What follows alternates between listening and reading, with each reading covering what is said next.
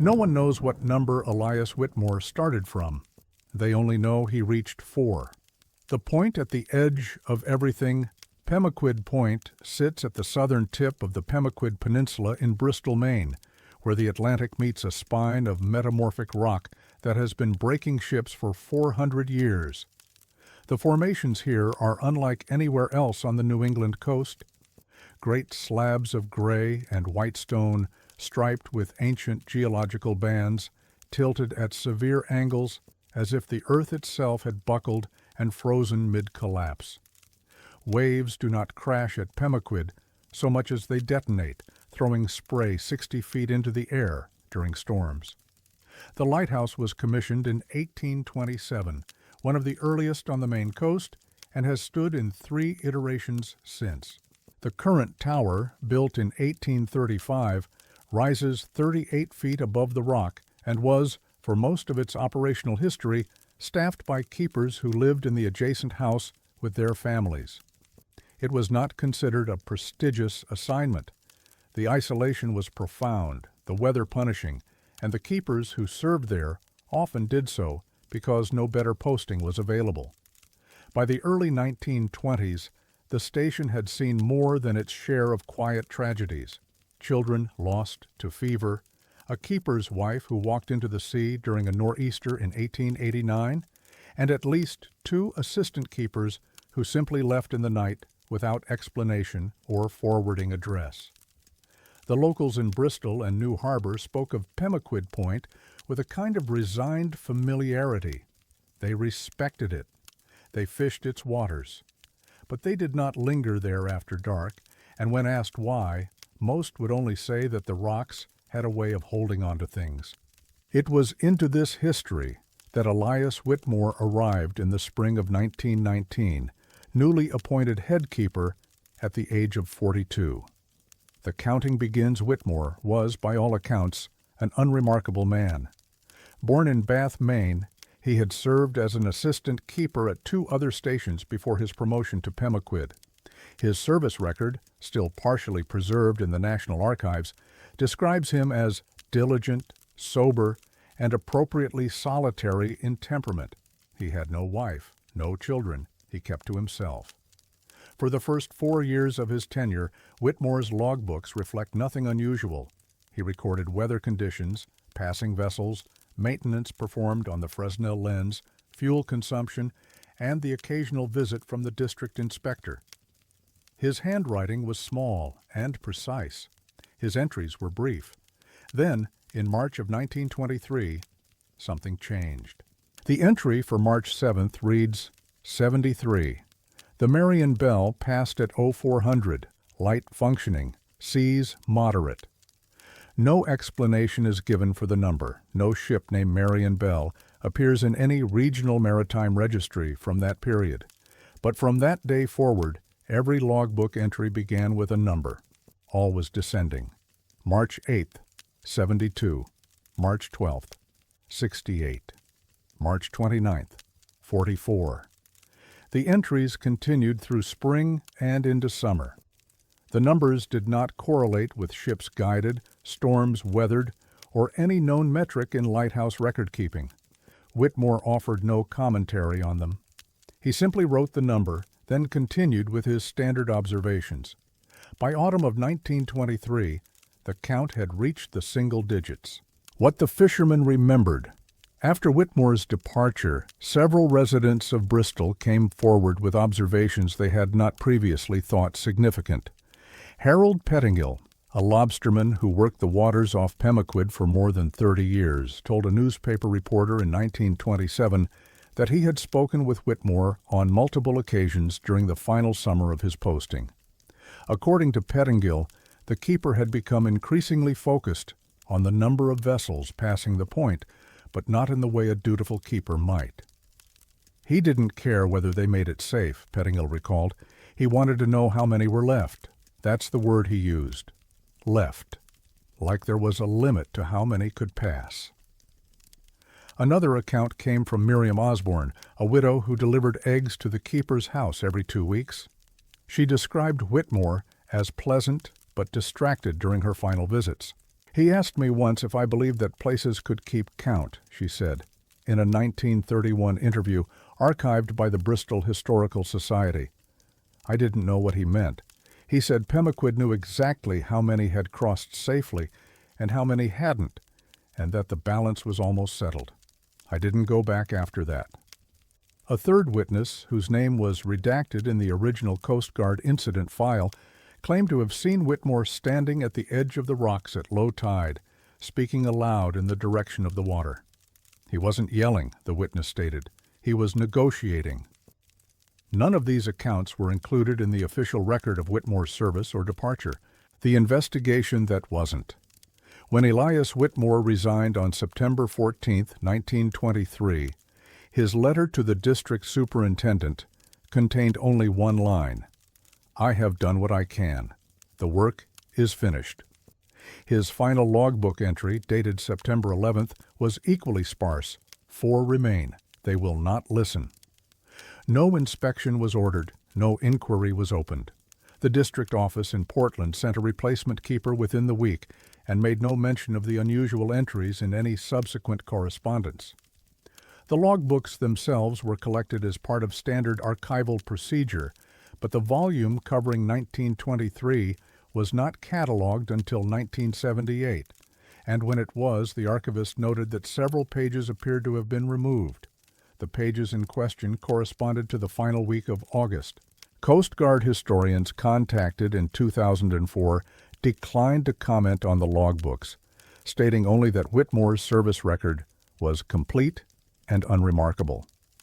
Requests for access to the full incident file have been denied 3 times, most recently in 2018, on the grounds that the documents are under review for reclassification. What investigators have been able to confirm is this: between October of 1923 and April of 1924, 4 vessels were lost off Pemaquid Point. The Florence M. Turner, a fishing schooner, sank on October 9th with all hands.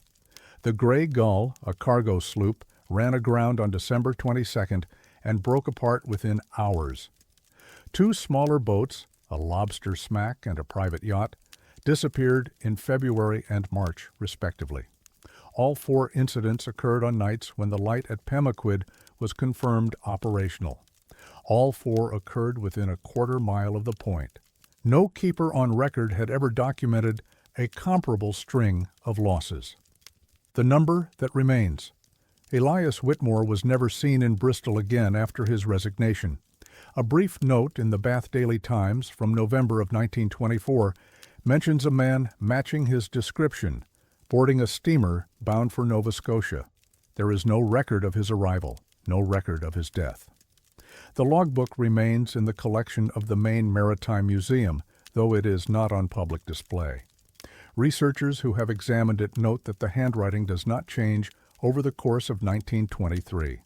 No sign of stress, no tremor, no indication of mental deterioration. The numbers descend in perfect order, 1 entry at a time, as if Whitmore were simply recording a fact. What troubles those who study the case is not the final count. It is the number at the beginning, 73.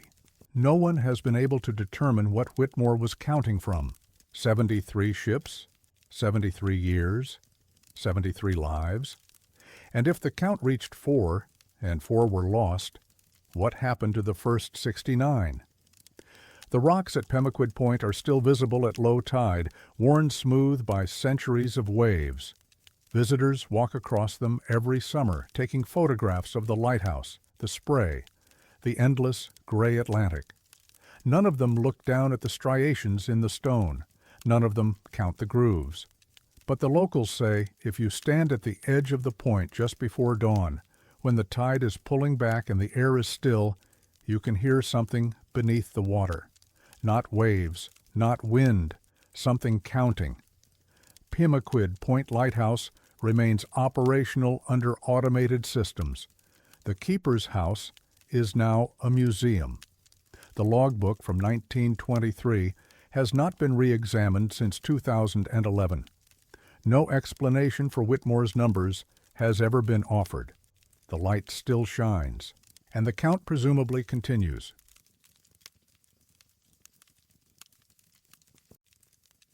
She never turned around. That was the part none of them could explain. Where the land ends and the waiting begins. Portland Head Light stands on a rocky promontory at the entrance to Portland Harbor, in the town of Cape Elizabeth, Maine. Commissioned by George Washington in 1790 and first lit in 1791, it is the oldest lighthouse in the state and among the most photographed in the country. The tower rises 72 feet above the granite cliffs, its white cylindrical form visible for miles in clear weather. Below, the rocks fall sharply into the Atlantic, where currents converge and fog gathers without warning. For most of its history, the lighthouse was staffed by a head keeper and one or two assistants who lived in the keeper's house attached to the base of the tower. The accommodations were modest but adequate: a kitchen, sleeping quarters, a small parlor, and the service room, a utilitarian space at the rear of the house where equipment was stored, oil was measured, and wicks were prepared for the nightly lighting of the lamp. The service room had a single window facing the ocean. During storms, keepers would often watch the sea from there, monitoring conditions before ascending the tower. It was a practical space, seldom used for anything but work. The lighthouse's history is well documented. Portland Head has been photographed since the 1860s, painted by Edward Hopper, and visited by Henry Wadsworth Longfellow. It is a monument to American maritime heritage, carefully preserved, its records meticulously kept. And yet, in those records, there is a gap. Between 1891 and 1902, 5 assistant keepers served at Portland Head. None of them completed their full assignments. All of them requested transfers. And in each case, the request was granted within 48 hours, a speed that, in the bureaucratic machinery of the United States Lighthouse Service, was almost unheard of. The official files contain no explanation for this pattern, but the letters do. The first report. The first documented incident occurred in December of 1891. The assistant keeper at the time was a man named Frederick Alden Graves, 34 years old, recently transferred from a station in Massachusetts. Graves had served without incident for 7 months when, according to a letter preserved in the Cape Elizabeth Historical Society archives, he reported something unusual to the head keeper, Captain Joseph Strout. The letter, written by Strout to the district superintendent and dated December 19th, describes Graves's account in careful, measured terms. Mr. Graves states that during the storm of December 16th, he entered the service room at approximately 9 o'clock in the evening to retrieve lamp oil. Upon entering, he observed a woman standing in the northeast corner of the room, facing the wall. He assumed she was a family member of mine who had sought shelter and called out to her. She did not respond. He approached within several feet and noted that she was wearing dark clothing, possibly a shawl. Her hair was pinned. She did not move. He left the room to find me, and upon returning together, the room was empty. Strout's letter does not offer an interpretation. It simply concludes, "Mr. Graves has requested reassignment. I have no objection." The transfer was approved on December 21st. Graves was reassigned to a lighthouse in New Hampshire. He never returned to Portland Head. The pattern emerges. The second incident occurred in February of 1894. The assistant keeper, a man named William Doherty, reported a similar encounter during a winter storm, a woman standing motionless in the service room, facing the wall. Doherty did not approach her. He backed out of the room, closed the door, and refused to enter again until the head keeper had searched the space. Nothing was found. Doherty requested a transfer that same night. It was granted within 2 days. The third incident followed in the autumn of 1896, the fourth in the spring of 1899, the fifth in January of 1902. In each case, the details were consistent: a woman standing in the corner, facing away from the door and the window. Dark clothing, no movement, no sound. None of the keepers described her face. None of them ever saw it. What makes the accounts unusual is not merely their similarity, but the reaction of the Lighthouse Service. Transfer requests typically required justification, review, and approval from multiple offices. The process could take weeks. Yet, in all 5 cases, the requests were expedited without comment. A note appended to Doherty's file, written by a district clerk, reads simply, "Approved per standing instruction, no further inquiry." No record of any such standing instruction has ever been found. What the families said. The head keepers who served during this period, Joseph Strout and his successor, Joshua Freeman, left no personal accounts of the incidents. Their logbooks record weather, fuel usage, and passing vessels, but make no mention of the service room or any unusual occurrences. Their families, however, were less silent. Eleanor Strout, the captain's wife, mentioned the service room in a letter to her sister dated March of 1895. The letter, now held in a private collection and partially transcribed in a 1976 article for Down East magazine, includes the following passage. "Joseph does not speak of it, but the men do not like the back room. I have asked him why we do not simply lock it and use the cellar for storage, but he says it must remain accessible for inspection. I do not go in there after dark. I know better." A more direct account came from Nathaniel Freeman, son of Joshua Freeman, who gave an interview to a local historian in 1947. By then, in his 70s, Freeman recalled the years his family spent at Portland Head with affection, but paused when asked about the service room. "Father told me never to go in there during a storm," Freeman said. "I asked him why once, and he said some rooms hold on to things. He wouldn't say more than that. But I remember one night, I must have been 9 or 10, I heard someone walking in there, slow steps, back and forth. I told my mother, and she just put her hand over my mouth and shook her head." Freeman added that his father had once referred to the woman as the one who's waiting. "Waiting for what?" Freeman had asked. "He didn't know," the old man said. "Nobody did." The missing years. After 1902, the reports stopped, or at least they no longer appear in any surviving documentation. This absence has puzzled researchers. The lighthouse continued to be staffed until 1989, with dozens of keepers and assistants rotating through over the decades. Yet no subsequent accounts of a woman in the service room have been found in official files, personal letters, or local newspapers. Some historians have suggested that the phenomenon simply ceased. Others believe the Lighthouse Service issued an informal directive to stop documenting such incidents, a theory supported by the cryptic standing instruction reference in Doherty's file. A third possibility was raised by maritime archivist Helen Coburn in a 2009 lecture at the University of Southern Maine. Coburn noted that the service room was substantially renovated in 1904, with the original plaster walls replaced and the window enlarged. The corner where the woman was reportedly seen was eliminated entirely in the redesign. "It's possible," Coburn said, "that whoever approved the renovation knew exactly what they were doing.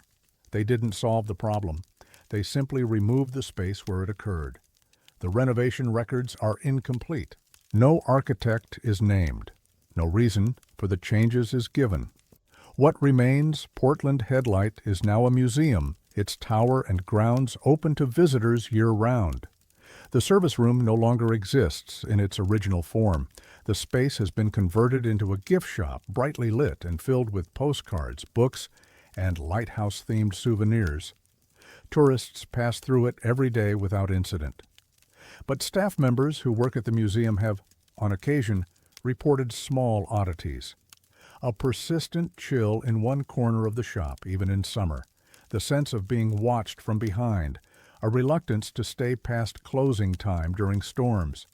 None of them have seen a woman. None of them have looked in the corner.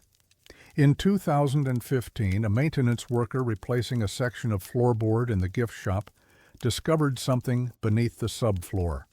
A fragment of dark fabric, brittle with age, wedged between the old joists. It was sent to the Cape Elizabeth Historical Society for analysis, but was subsequently misplaced during a records transfer. No one knows what happened to it, and no one has explained why. In all 5 original reports, the woman was facing the wall, not the window, not the door, not the sea, the wall, as if she were listening for something on the other side. Portland Head Light remains one of the most visited landmarks in Maine. The service room renovation records from 1904 have never been located. The 5 assistant keepers who requested transfers between 1891 and 1902 left no further accounts of their experiences. The corner where she stood no longer exists, and yet on certain nights when the fog rolls in and the waves break against the rocks below, the staff at Portland Head still lock up early. They never say why.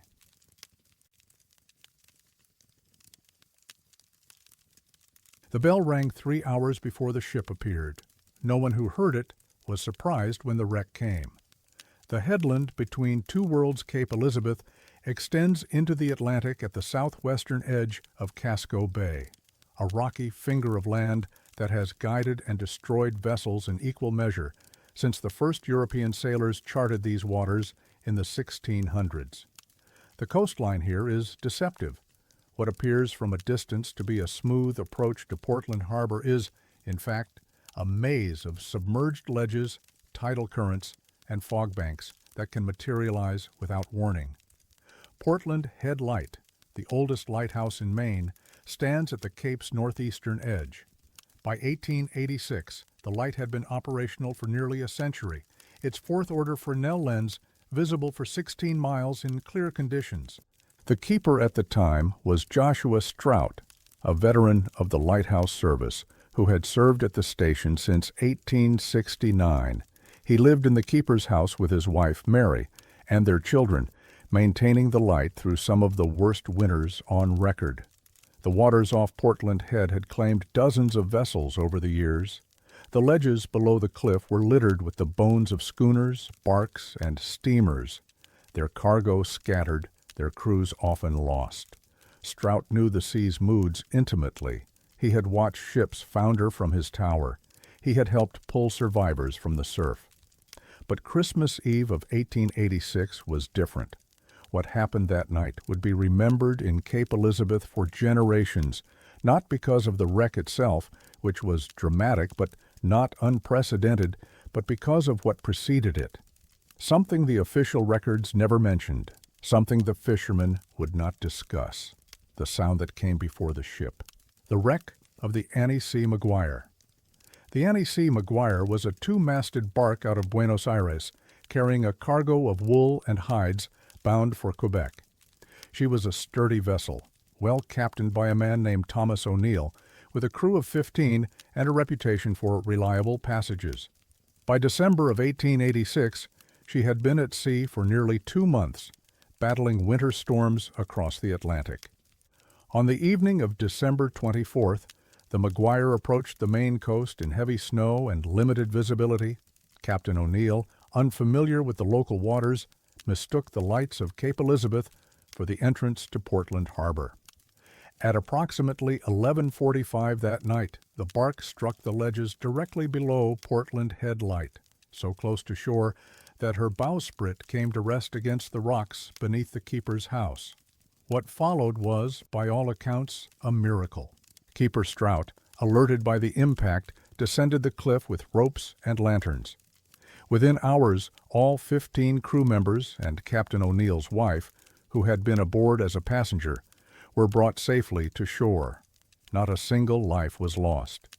The Maguire herself was destroyed, her hull broken apart by the waves over the following days, but her crew spent Christmas morning warm and alive in the Strout family's parlor. The rescue made national news. Joshua Strout was commended by the Lighthouse Service.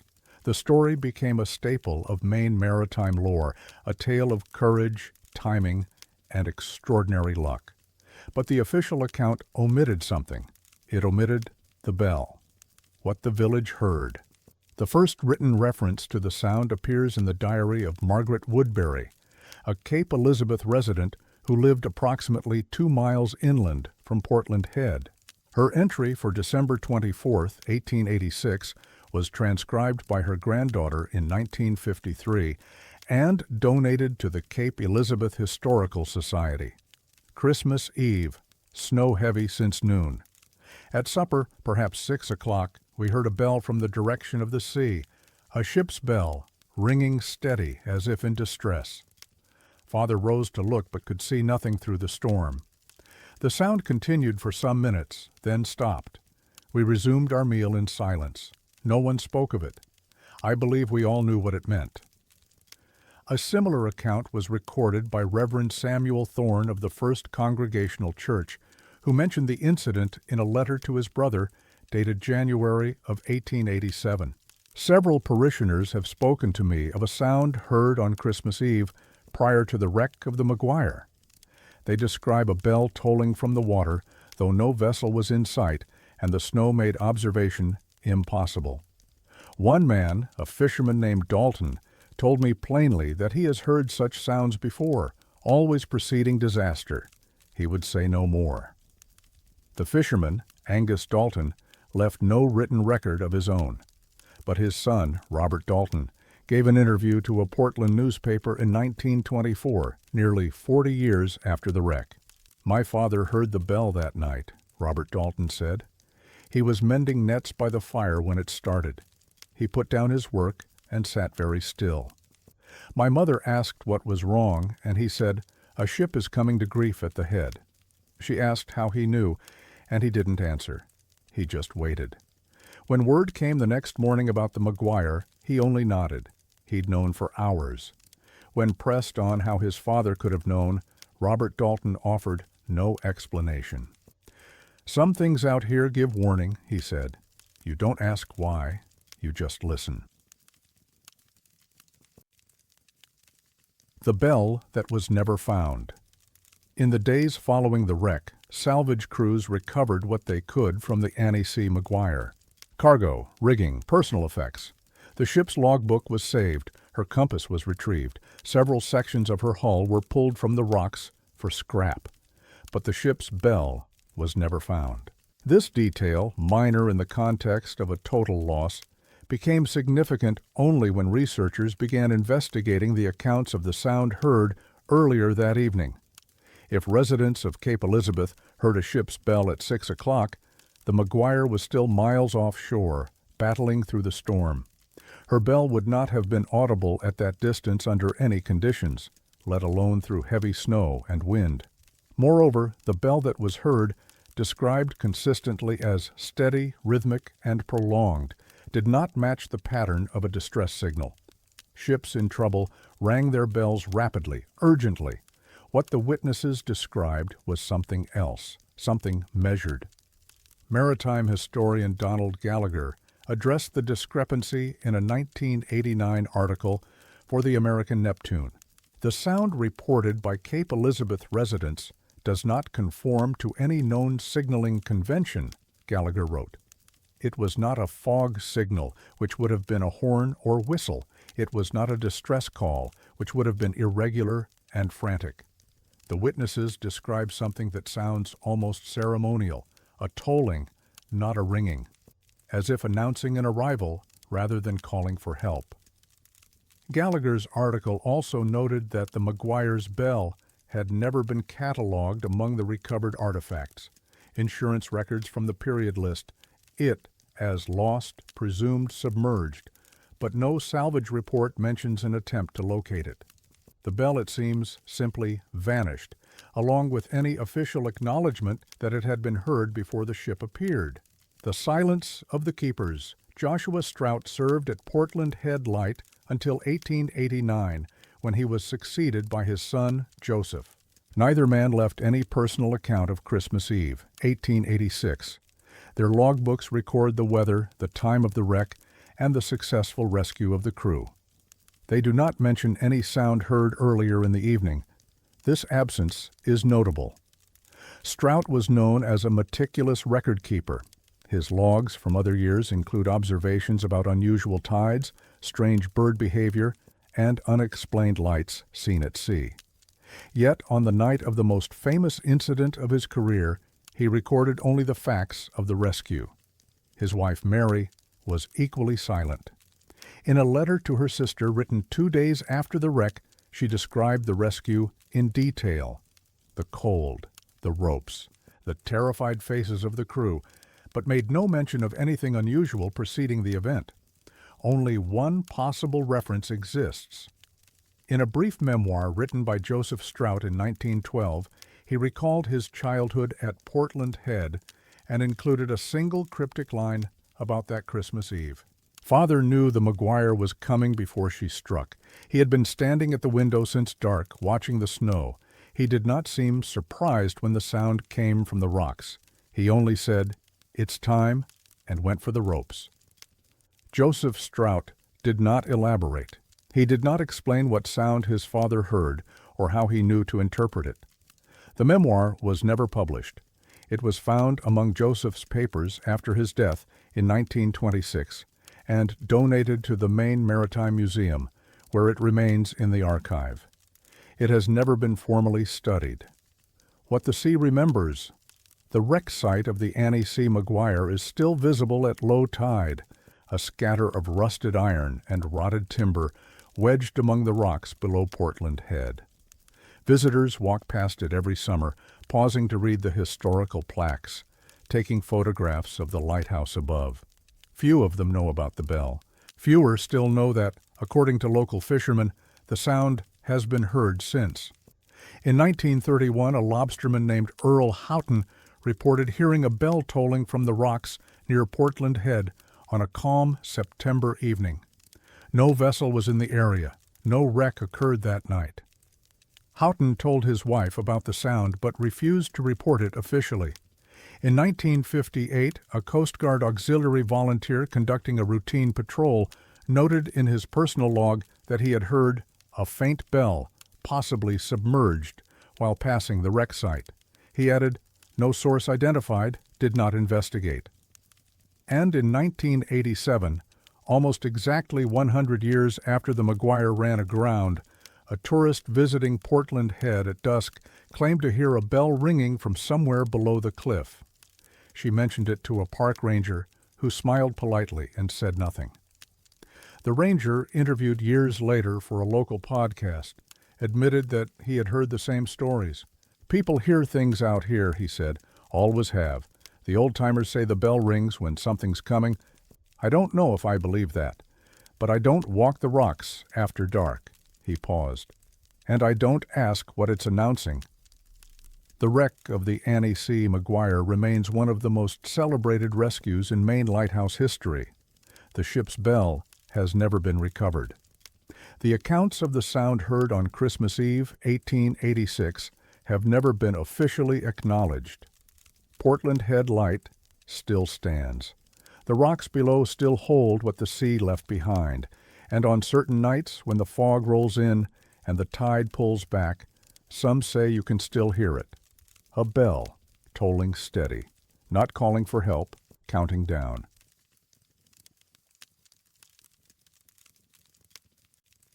Everyone who climbs to Seguin Light counts the steps. No one has ever counted them the same way twice. The island that stands alone. Seguin Island rises from the Atlantic approximately 2.5 miles off the mouth of the Kennebec River near the town of Georgetown in southern Maine. It is one of the most exposed and isolated lighthouse stations on the eastern seaboard, a 70-acre mass of granite, scrub pine, and wild rose, surrounded by currents that have claimed vessels since the earliest days of European navigation in these waters. The lighthouse was established in 1795, making it the second oldest in Maine and among the first commissioned by the federal government. The original wooden tower was replaced in 1819, and the current granite structure was completed in 1857. At 64 feet above sea level, with a first-order Fresnel lens, Seguin Light was, for many years, the most powerful beacon on the Maine coast, visible on clear nights for nearly 20 miles. Access to the island has always been difficult.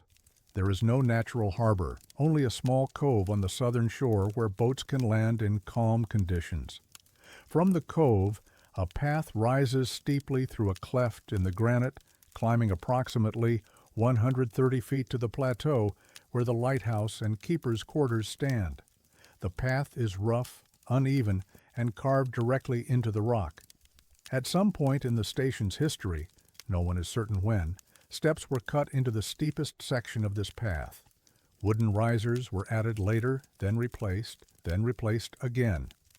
The steps have been rebuilt countless times over 2 centuries, always in the same location, always following the same general route. And always according to every keeper, volunteer, and visitor who has climbed them, numbering 37.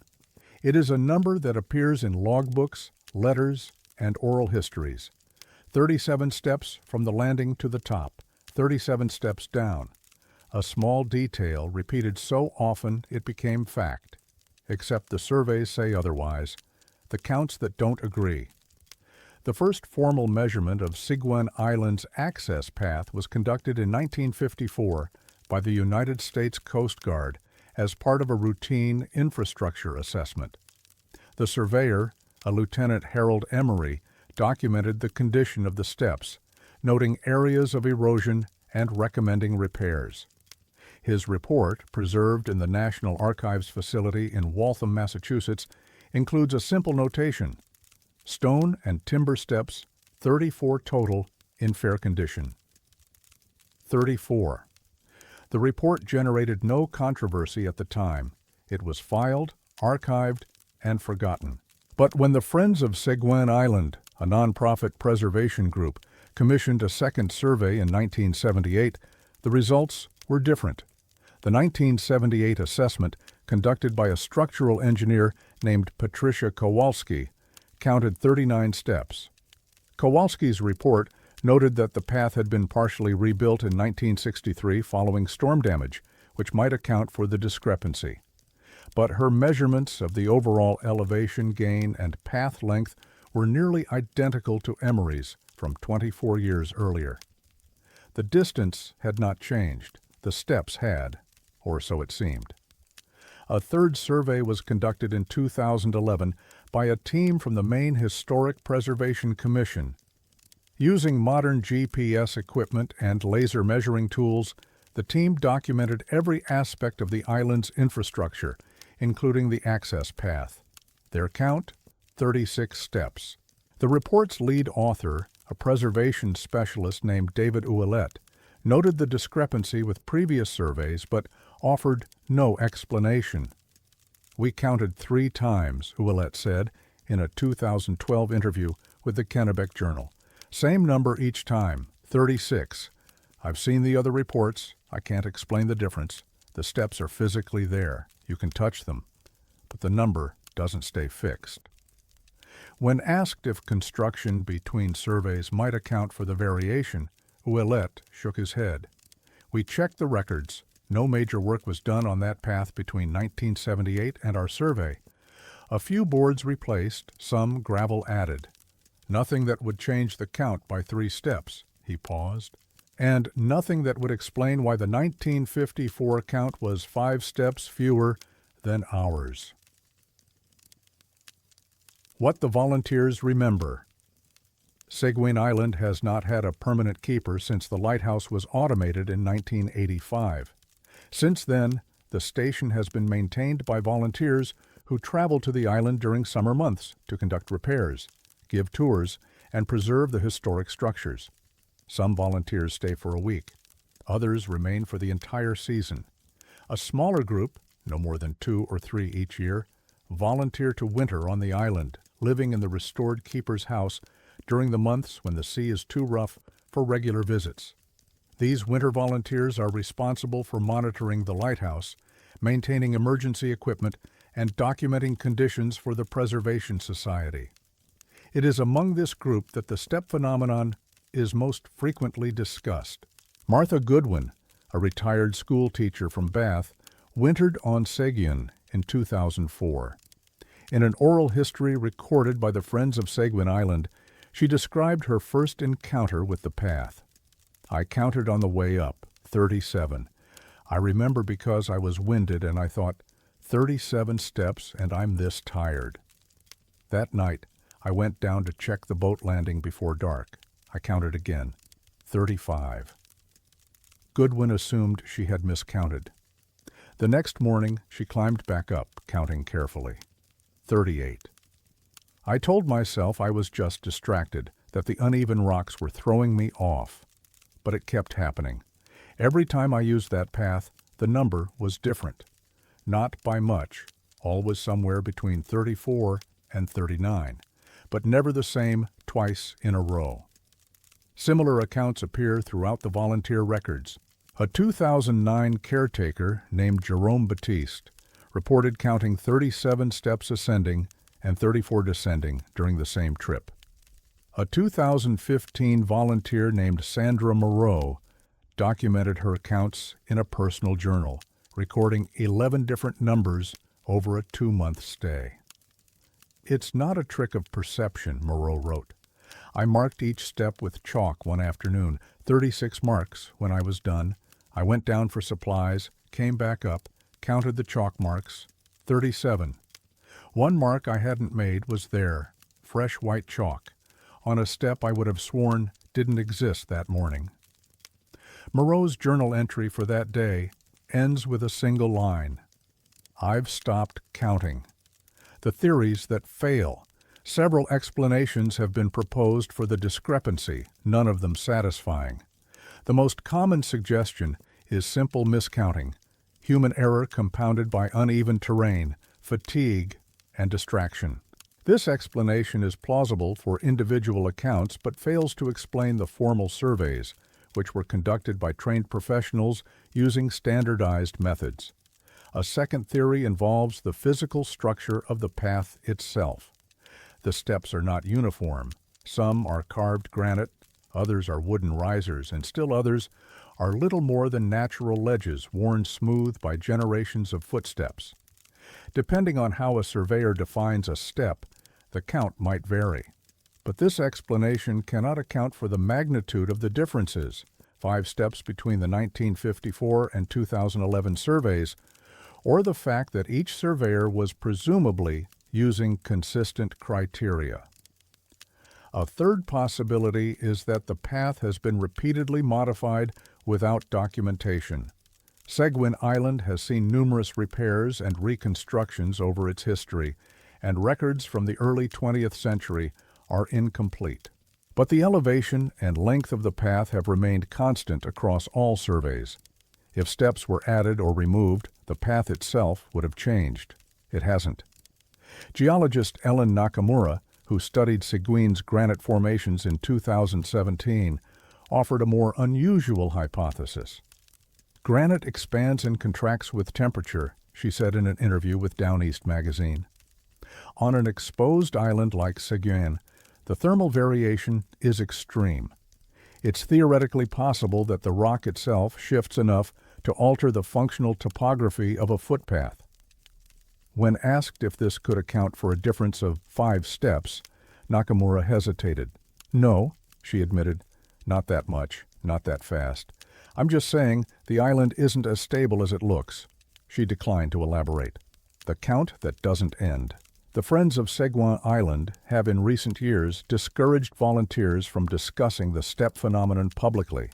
A 2019 internal memo obtained by a local blogger states that speculation about the access path creates unnecessary distraction from our preservation mission and requests that caretakers refrain from recording personal observations about the steps in official logs. The memo does not deny that the discrepancy exists. It simply asks that it not be mentioned. Despite this, the stories continue. A 2021 volunteer posted on a maritime history forum that she had counted the steps every day for 3 weeks, recording her results in a notebook. The numbers ranged from 33 to 40. She reported that on her final day, she counted 37 ascending and 37 descending, the only time the numbers matched. I thought I'd finally figured it out, she wrote. But when I looked at my notebook that night, the entry I'd written that morning said 35 in my own handwriting. I don't remember writing it. She never returned to Seguin Island.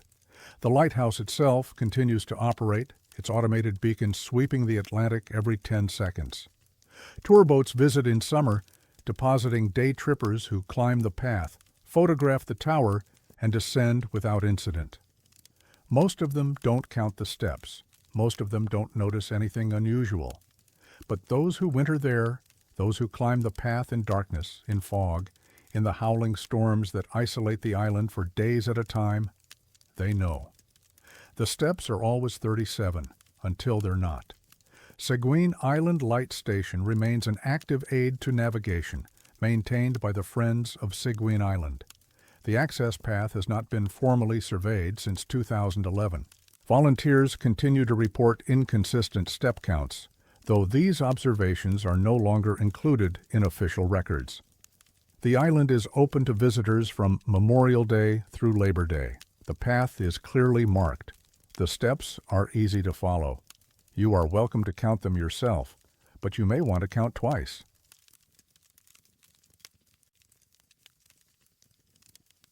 The lamp was dark. The oil was good. The ships still found their way.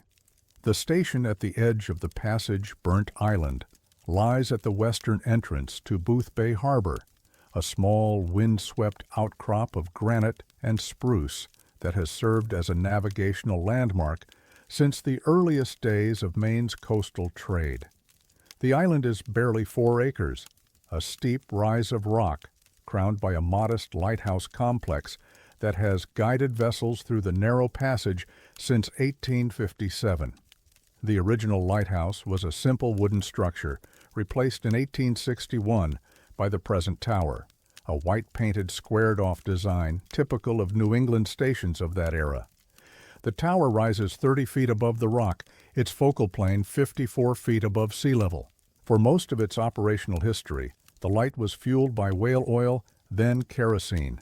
And finally, after 1932, a specialized petroleum-based lamp oil supplied by the Lighthouse Service. The island's isolation made supply runs infrequent, particularly during winter months. Keepers were expected to maintain 3 months' reserve of fuel at all times. The consequences of running short were well understood. A dark lighthouse meant ships navigating without guidance, an unacceptable risk in waters where fog and sudden squalls could reduce visibility to nothing. The keepers at Burnt Island took this responsibility seriously. The station's logs from the 1800s through the mid-20th century are meticulous records of fuel deliveries, consumption rates, and lamp maintenance. Every wick trimmed, every gallon measured, every lighting carefully documented, which is what makes the entries from January and February of 1934 so unusual. For 2 weeks, according to the official log, the lighthouse could not be lit. The fuel would not ignite. And yet, ships continued to pass safely through the harbor entrance, guided by something. The cold that came early. The winter of 1933 to 34 was one of the harshest on record for the Maine coast. Temperatures dropped below zero in early December and stayed there. Ice formed in Booth Bay Harbor for the first time in 11 years, thick enough in places to walk on. Supply boats couldn't reach several offshore stations for weeks at a time. Burnt Island's keeper that winter was a man named Russell Theriot, 46 years old, a veteran of the Lighthouse Service who had transferred to the station from a more exposed post at Matinicus Rock 2 years earlier. He lived on the island with his wife Clara and their teenage son Nathaniel, who helped with maintenance duties during school breaks. Theriot's logbook entries for December of 1933 are routine: weather observations, fuel consumption reports, notes on passing vessels. The light was functioning normally. The family was well stocked for the winter months ahead. Then, on January 9, 1934, Theriot recorded an anomaly. Light failed at dusk, attempted ignition at 17:30 hours. Oil would not take flame. Checked wick, cleaned burner, attempted again at 1800 hours. No result. Wick dry. Oil appears normal. Will attempt again in morning. The morning attempt also failed. So did every attempt for the next 14 days. The oil that refused Theriault's log entries during this period are detailed and increasingly frustrated. He documented each failed ignition attempt, each inspection of the fuel supply, each test he conducted to determine what was wrong. January 10th. Drained lamp reservoir refilled with fresh oil from storage. No ignition. Wick absorbs oil normally. Flame will not catch. January 12th. Tested oil with match in open air. Burns normally outside the lamp. Will not ignite in burner apparatus. Cleaned all components. No change. January 14th. Replaced wick entirely. New wick from sealed supply. Still no ignition in lamp. Oil burns freely when removed from Lighthouse. Some property of the lamp itself preventing combustion. This final observation was the most puzzling. Theriault demonstrated repeatedly that the oil was combustible. It burned readily in a simple dish or lantern. But inside the lighthouse's lamp mechanism, the same oil simply would not catch fire. The wick would saturate, the match would touch it, and nothing would happen, not even a flicker. Theriault checked for contamination, for moisture in the fuel, for damage to the burner. He found nothing. The equipment was in perfect working order. The oil was exactly what the lighthouse service specifications required. It simply wouldn't burn in the lamp. On January 16th, Theriault made a notation that would later draw the attention of investigators.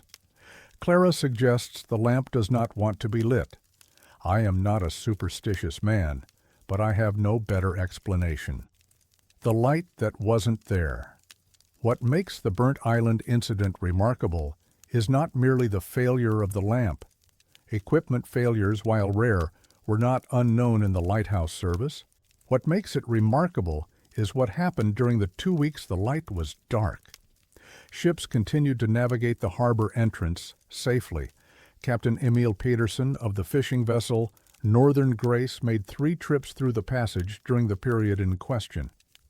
In a statement recorded by the Coast Guard in March of 1934, Peterson described what he saw. We approached the harbor on the night of January 11th, coming in from the east in heavy fog. I expected darkness at Burnt Island. Word had gotten around that the light was out. But there was a light, dim, not the usual brightness, but visible, a glow from the tower. We used it to navigate the channel as we always did.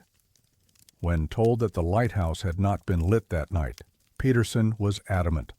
I saw what I saw. My crew saw it too. There was a light. Similar accounts came from at least 4 other vessels during the 2-week period. George Hallowell, captain of the mailboat Rebecca Ann, reported seeing a pale light, steady, not flashing, from the lighthouse on January 20th. Lobsterman Tobias Cormier said he navigated past Burnt Island on 3 separate occasions and saw light from the tower each time. It wasn't bright like usual, Cormier stated, more like moonlight or a lantern behind frosted glass, but it was there. Theriault's log confirms that on each of these nights the lamp was unlit. He had stopped attempting to ignite it after January 22nd, resigned to waiting for a service crew that couldn't reach the island due to ice conditions. Yet witnesses kept seeing light from his tower. The investigation that concluded. Nothing. On February 1st, 1934, the lamp suddenly began functioning again. Theriault's entry for that morning is brief. Attempted ignition at 0600 hours. Lamp lit immediately. No explanation. Will continue normal operations. He offered no theory for why the lamp had refused to burn for 2 weeks or why it suddenly decided to work. He simply resumed his duties. When ice conditions improved later that month, a Coast Guard inspection team visited the station. They tested the fuel, examined the lamp mechanism, and reviewed Theriault's logs. Their report, filed in March and preserved in the National Archives, found no evidence of malfunction or contamination. Fuel meets service specifications, the report states. Lamp apparatus in good working order. Cause of ignition failure undetermined. The report also addressed the witness accounts of light during the period the lamp was dark.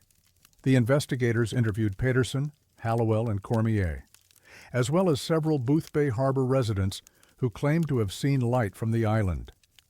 The conclusion was carefully worded.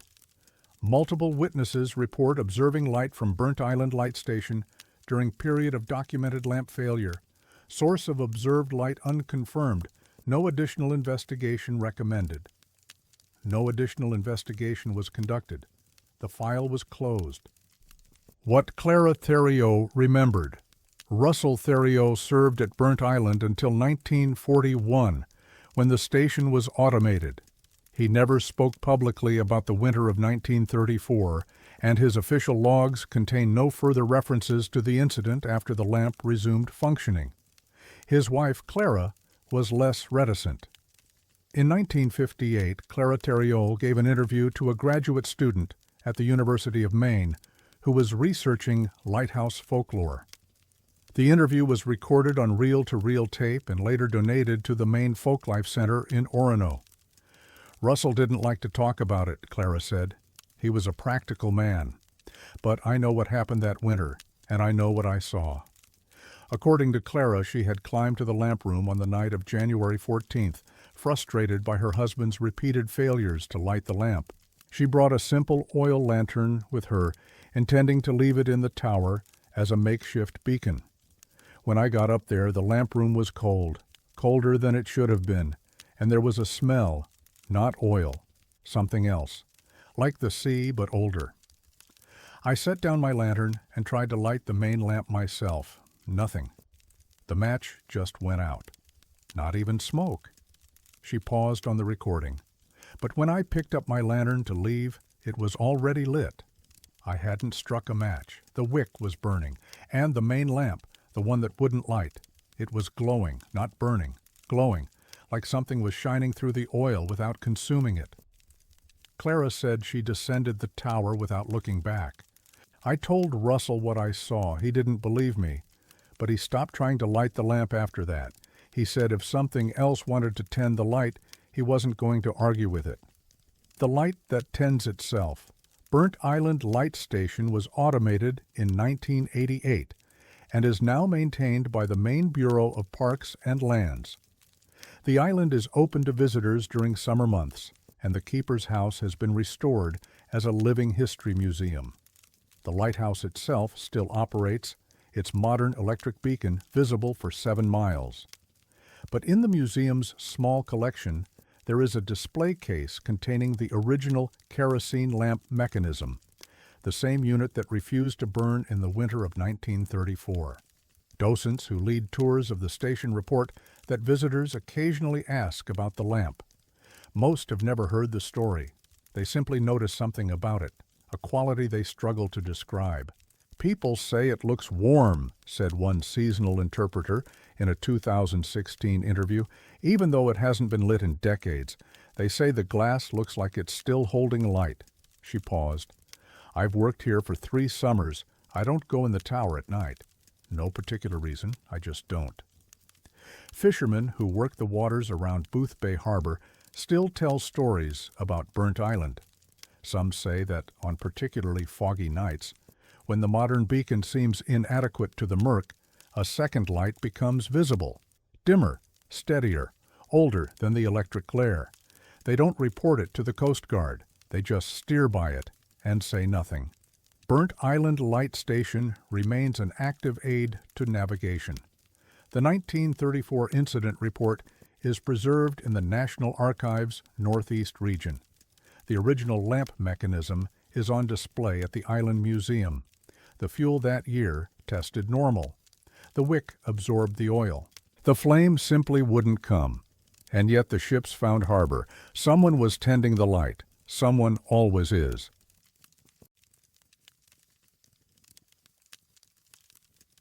"11 names. No records, no graves.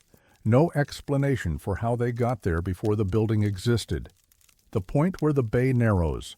Marshall Point extends into Muscongas Bay at the southern tip of the St. George Peninsula, a rocky finger of land that has guided vessels into Port Clyde Harbor for more than 2 centuries. The lighthouse station, established in 1832, sits at the end of a narrow granite promontory connected to the mainland by a wooden walkway, one of the most photographed approaches to any lighthouse in New England. The original tower was replaced in 1857 by the current structure, a modest white cylinder just 30 feet tall. The light itself is not what draws most visitors. It is the setting, the stark beauty of the rocks, the working lobster boats in the harbor beyond, and the weathered buildings that make up the rest of the station complex. Among these buildings is the Fog Signal House, a squat brick structure located approximately 40 feet northwest of the tower. It was constructed in 1898 to house the station's steam-powered fog signal, which was later replaced by an air horn and eventually automated in 1971. For most of the 20th century, the building served as storage, its original equipment long removed. In 1983, the Marshall Point Lighthouse Museum acquired the property and began restoration work. Volunteers cleared decades of accumulated debris, replaced rotted floorboards, and documented the condition of the original masonry. It was during this work that Eleanor Bartlett, a retired librarian from Rockland volunteering on the restoration crew, discovered the names.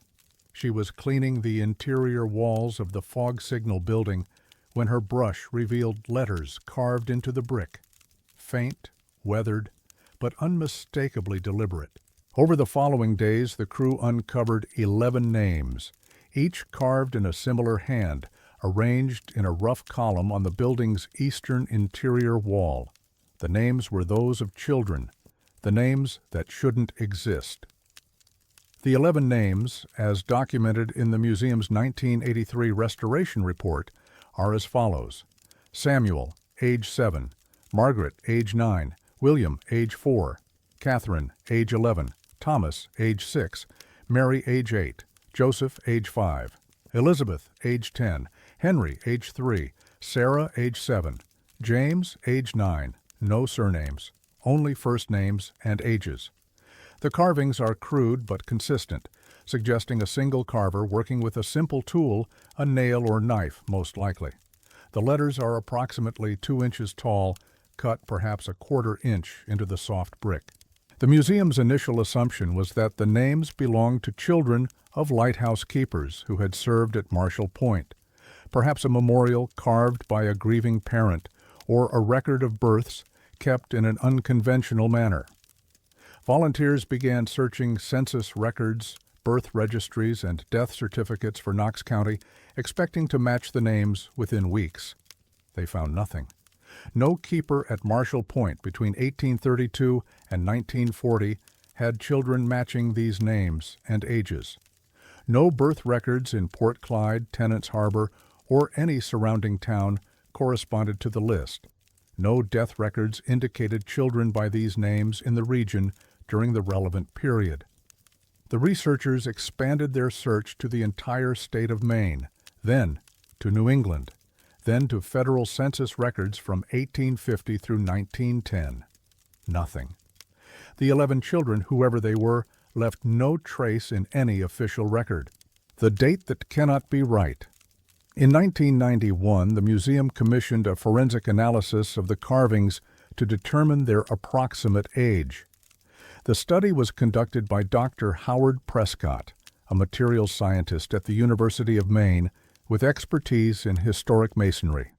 Prescott's analysis examined the weathering patterns of the carved surfaces, the accumulation of mineral deposits in the letter grooves, and the oxidation of the exposed brick. His conclusion, published in a brief technical report, created more questions than it answered. Based on weathering analysis and comparison with dated reference samples from the region, the carvings appear to have been made approximately 1865 to 1875, with a median estimate of 1870. The Fog Signal building was constructed in 1898. The carvings, according to Prescott's analysis, predated the building by nearly 3 decades. When asked to explain the discrepancy, Prescott acknowledged the apparent impossibility, but stood by his methodology. "I can only report what the evidence shows," he said in a 1992 interview with the Knox County Times. The weathering is consistent with a carving age of approximately 120 years at the time of my analysis. Either the bricks were carved before they were used in construction, or there's something about this site that I don't understand. The museum contacted the Maine Historic Preservation Commission to determine the source of the bricks used in the 1898 construction. Records indicated they had been manufactured at a brickyard in Thomaston and delivered new to the site. No explanation was offered for how names could have been carved into new bricks 30 years before the building was constructed. The researchers who stopped looking.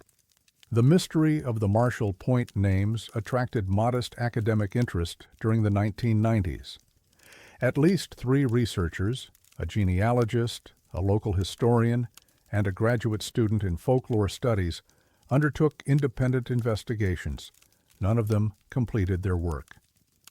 Constance Gilmore, a professional genealogist based in Camden, began researching the names in 1994 at the request of the museum board.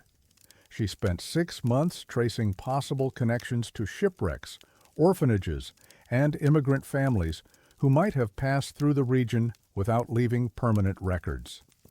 In April of 1995, Gilmore informed the museum that she was discontinuing her research. She provided no explanation and returned her advance payment. When contacted by a journalist 2 years later, she declined to discuss the project. "I found what I was looking for," she said. "I wish I hadn't." She would not elaborate. The second researcher, Robert Arsenault, was a retired history teacher from Thomaston who had written several books on Knox County's maritime heritage. He began investigating the names in 1998, focusing on the possibility that they referred to children lost in a shipwreck, victims whose bodies were never recovered and whose deaths were never officially recorded. Arsenault's research ended abruptly in February of 1999. According to his wife, interviewed by the Bangor Daily News in 2003, he received something in the mail that disturbed him profoundly.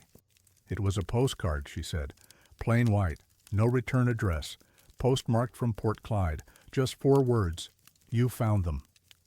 He wouldn't tell me what it meant. He burned his research notes that same week."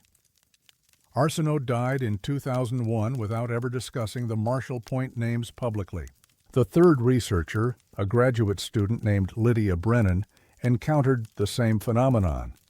In 2002, while working on a master's thesis about supernatural folklore in Maine lighthouses, she traveled to Marshall Point to photograph the carvings and interview museum staff.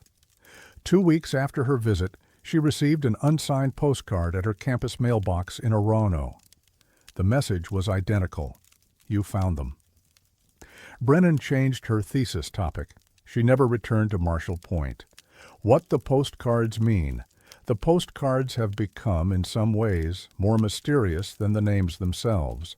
At least 5 people are known to have received them: Gilmore, Arsenault, Brennan, a journalist who wrote about the carvings in 2004, and a museum volunteer who attempted to compile a definitive history of the fog signal building in 2009. All 5 postcards were postmarked from Port Clyde. All 5 bore the same handwritten message. All 5 arrived within 2 weeks of the recipient conducting active research into the names. Analysis of the postcards, 3 of which are now held in private collections, revealed no fingerprints, no distinctive paper stock, and no identifiable characteristics of the handwriting beyond its consistency across all samples. The Port Clyde Post Office has no record of who mailed them. The cards were standard issue, available at any drugstore or tourist shop. The postmarks are genuine but unremarkable. No one has claimed responsibility. No one has ever explained what "you found them" means. The museum's current director, Catherine Winslow, addressed the postcards in a 2018 interview with a regional magazine. "We don't talk about them," she said. "Not because we're hiding anything, but because there's nothing to say. We don't know who sends them. We don't know why. We just know that if you start digging into those names, you'll probably get one." She paused. "I've been director for 12 years. I've never received one. I've also never tried to find out who those children were." The wall that remembers. The fog signal building is not open to the public. The museum displays photographs of the carvings in its main exhibit hall, along with a brief explanation acknowledging that the names remain unidentified. Visitors who ask about them receive polite but vague answers. The building itself has been stabilized but not restored. Its windows are boarded. Its door is padlocked. The museum's official position is that the structure requires significant repairs before it can safely accommodate visitors. But volunteers who have entered the building in recent years tell a different story. A maintenance worker who inspected the roof in 2015 reported that the interior felt wrong, not threatening, but uncomfortable, like standing in a room where something had just happened or was about to. "I didn't look at the wall," he said in a 2017 interview with a Lighthouse preservation blog. "I knew what was there. I didn't want to see it. The names, the ages. It's not a memorial. It's something else. I don't know what." He completed his inspection in under 20 minutes and declined future assignments at the fog signal building.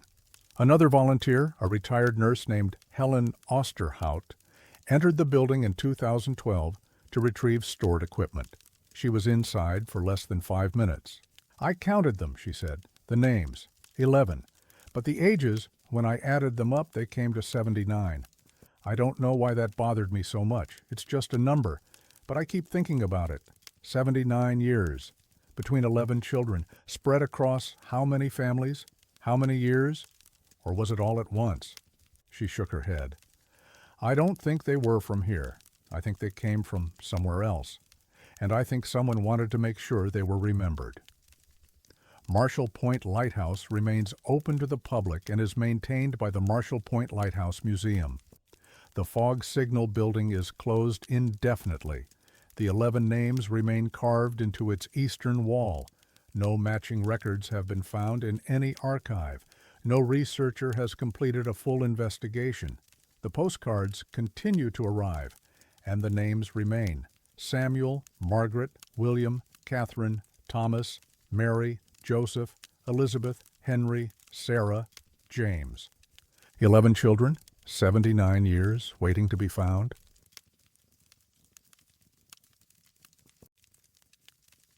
The bell has been at the bottom of the bay for over 170 years. It still rings. The light above the Rockland approach, Owl's Head Light Station, occupies a dramatic headland at the southern entrance to Rockland Harbor, where Penobscot Bay funnels into one of Maine's busiest working ports. The lighthouse sits atop a steep granite cliff that rises nearly 100 feet above the water, its white tower just 20 feet tall, but visible for 16 miles thanks to its elevated position. The station was established in 1825, one of the earlier lights on the Maine coast, built to guide the increasing traffic of lime schooners and cargo vessels serving the quarries and kilns of Rockland and Thomaston. The original tower was replaced in 1852, and the current structure, a modest cylindrical design attached to a keeper's dwelling, has stood virtually unchanged since. The headland itself is a place of stark beauty. The rocks below the lighthouse are ancient, scoured smooth by millennia of waves and ice. The water is deep close to shore, dropping to 60 feet within 100 yards of the cliff face. This depth made Owl's Head a relatively safe passage for vessels with experienced pilots, but it also made the approach treacherous in fog when the cliff could materialize without warning. For this reason, the station was equipped with a fog bell almost from its inception. The original bell, cast in Boston and installed in 1826, hung from a wooden frame at the cliff's edge and was struck by hand during periods of reduced visibility. Later, a mechanical striking apparatus was added. The bell became as much a part of Owl's Head's identity as the light itself, a sound that generations of mariners used to navigate the final approach to Rockland. Then, in October of 1851, the bell was lost. The storm that took the bell. The records from that period are incomplete, but what survives tells a simple story. A severe autumn gale struck the Maine coast on October 14, 1851, bringing sustained winds and heavy seas that damaged stations from Portland to Eastport. At Owl's Head, the storm surge reached higher than any in living memory, sending waves crashing over the rocks below the lighthouse. The keeper at the time, a man named Josiah Wentworth, documented the damage in his log. Bell frame destroyed by wave action. Bell carried into the water. Recovery not possible. A replacement bell was ordered immediately. It arrived the following spring and was installed on a reinforced frame set back from the cliff edge. This second bell served the station for nearly 40 years before being replaced by a steam-powered fog signal in 1889. The original bell, the one lost in the 1851 storm, was never recovered. Given the depth of the water below the cliff and the technology of the era, no salvage attempt was made. The bell presumably lies somewhere on the seafloor of Penobscot Bay, buried in silt, claimed by the sea. That should have been the end of its story. It wasn't. The first modern report. On August 7, 1987, a lobsterman named Douglas Rayford was hauling traps approximately 200 yards offshore of Owl's Head Light at 3:10 in the morning. The sea was calm. There was no fog. The summer air was still. Rayford later described what happened to the Knox County Sheriff's Department, which took his statement as part of what they classified as a noise complaint investigation. "I heard a bell," Rayford said, "clear as day, coming from the direction of the lighthouse. 3 strikes, slow and even, like a fog signal. I looked up at the cliff, but there was nothing there. The lighthouse was dark except for the beacon. No one on the rocks, no boat nearby, just the bell." Rayford knew the sound of a ship's bell, and this wasn't it. He described the tone as deeper, more resonant, like a church bell, but sadder. The sheriff's investigation found no explanation. The lighthouse had been automated since 1989, and while it still had a fog signal, it was an electronic horn, not a bell. No mechanical bell existed at the station. No one had reported ringing anything. The case was closed as unexplained. Rayford continued lobstering the waters around Owl's Head for another 18 years. He heard the bell 6 more times, always between 3 and 3:15 in the morning, always when the sea was flat and calm. "I stopped reporting it," he said, in a 2005 interview with a Maritime History podcast. What was the point? They couldn't explain it. I couldn't explain it. It just happens. The count reaches 19. Douglas Rayford was not alone. Since his initial report in 1987, at least 18 other documented accounts have described the same phenomenon. A bell tolling from the direction of Owl's Head Light, 3 slow strikes, between 3 and 3:15 in the morning during calm conditions. The witnesses include lobstermen, recreational sailors, a Coast Guard auxiliary member, and 2 researchers from the University of Maine conducting an unrelated marine biology study. Their accounts are consistent in ways that resist easy explanation. All describe the same time window. All describe calm seas. All describe 3 strikes. All describe a tone that seems wrong, too deep, too mournful, too old. Kevin Ouellette, a charter boat captain who heard the bell in 2003, submitted a formal report to the Coast Guard describing the incident in detail. "I've worked these waters for 22 years, he wrote. "I know every sound the bay makes. Buoys, hulls, engines, wildlife. This was none of those. It was a bell, a heavy bronze bell, and it was coming from underwater." Ouellette noted that the sound seemed to rise from below his vessel rather than carrying across the water from the lighthouse. "I cut my engine and listened. 3 tolls. Then silence. The water was glassy, nothing broke the surface, but I could feel the sound in my chest coming up through the hull. He added a final observation. My depth finder showed 63 feet. I've fished that spot 100 times. There's nothing down there but mud and rock. The searches that found nothing. The repeated reports eventually attracted the attention of researchers interested in underwater acoustics and maritime archaeology. In 2009, a team from the Maine Maritime Academy conducted a side-scan sonar survey of the seafloor below Owl's Head Light, specifically searching for the remains of the original fog bell. The survey covered approximately 4 acres of seabed in depths ranging from 40 to 70 feet. The team documented numerous objects, anchor fragments, bottle glass, sections of chain, what appeared to be the remains of a small wooden vessel, but they found no bell. Sonar would have picked up a bronze object that size, said Dr. Martin Selby, who led the survey. We found anchors, we found ballast stones, we found iron fittings. A bell would have been obvious. It's not there. When asked how a heavy bronze bell could have vanished from a relatively contained search area, Selby had no answer. It should be there. The historical record is clear about where it went in. The seafloor conditions are stable, no significant currents, minimal sediment drift. Either the bell moved somehow, or it was never there to begin with. He paused.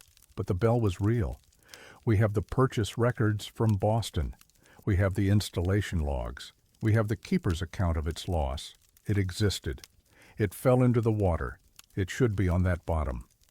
A second survey in 2015, using more advanced multibeam sonar, covered a wider area and greater depths. The results were the same. No bell. What the sound means. Among those who have heard the bell, there is disagreement about what it signifies. Some believe it is a purely natural phenomenon, an unusual acoustic effect created by the interaction of tidal currents, underwater rock formations, and the geometry of the cliff. This explanation fails to account for the consistency of the sound or its limitation to calm conditions, when such interactions would be at their minimum. Others suggest the reports are exaggerated or fabricated, the product of folklore and expectation. But the witnesses are not ghost hunters or thrill seekers. They are working fishermen, many of whom were unaware of the 1851 bell before hearing the sound themselves. A third theory, advanced tentatively by a few local historians, holds that the bell functions as it always did, as a warning. Anna Markham, a volunteer archivist at the Owl's Head Transportation Museum, has compiled a database of the 19 documented bell incidents, cross-referencing them with other events in the region. Her findings, presented at a 2017 Historical Society meeting, were inconclusive but suggestive. In 6 of the 19 cases, a vessel reported mechanical trouble or a minor accident within 48 hours of the bell being heard, Markham said. A engine failure here, a fouled propeller there, a near collision in fog. None of them serious, none of them fatal. But the correlation is interesting.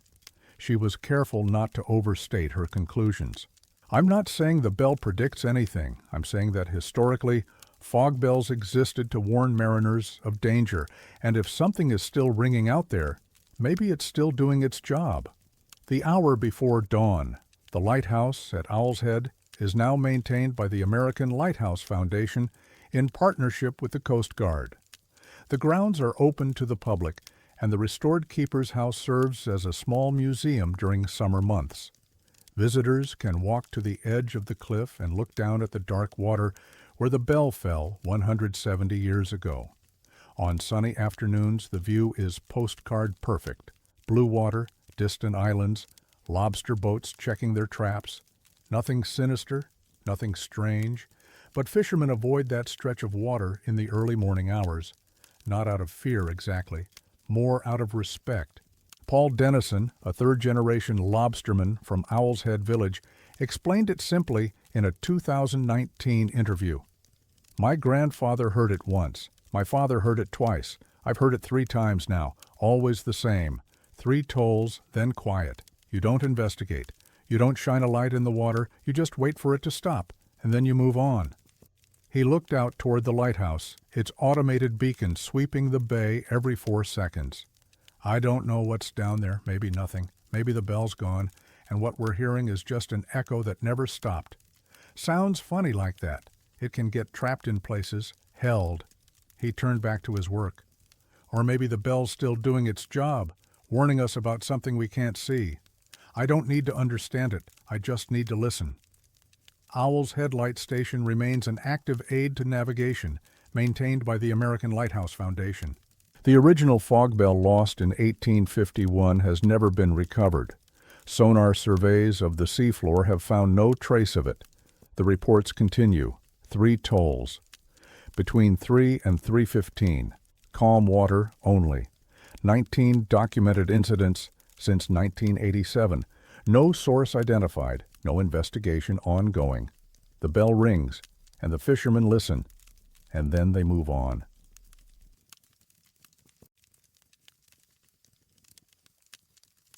She had been dead for 3 years when she came back to help him tend the light.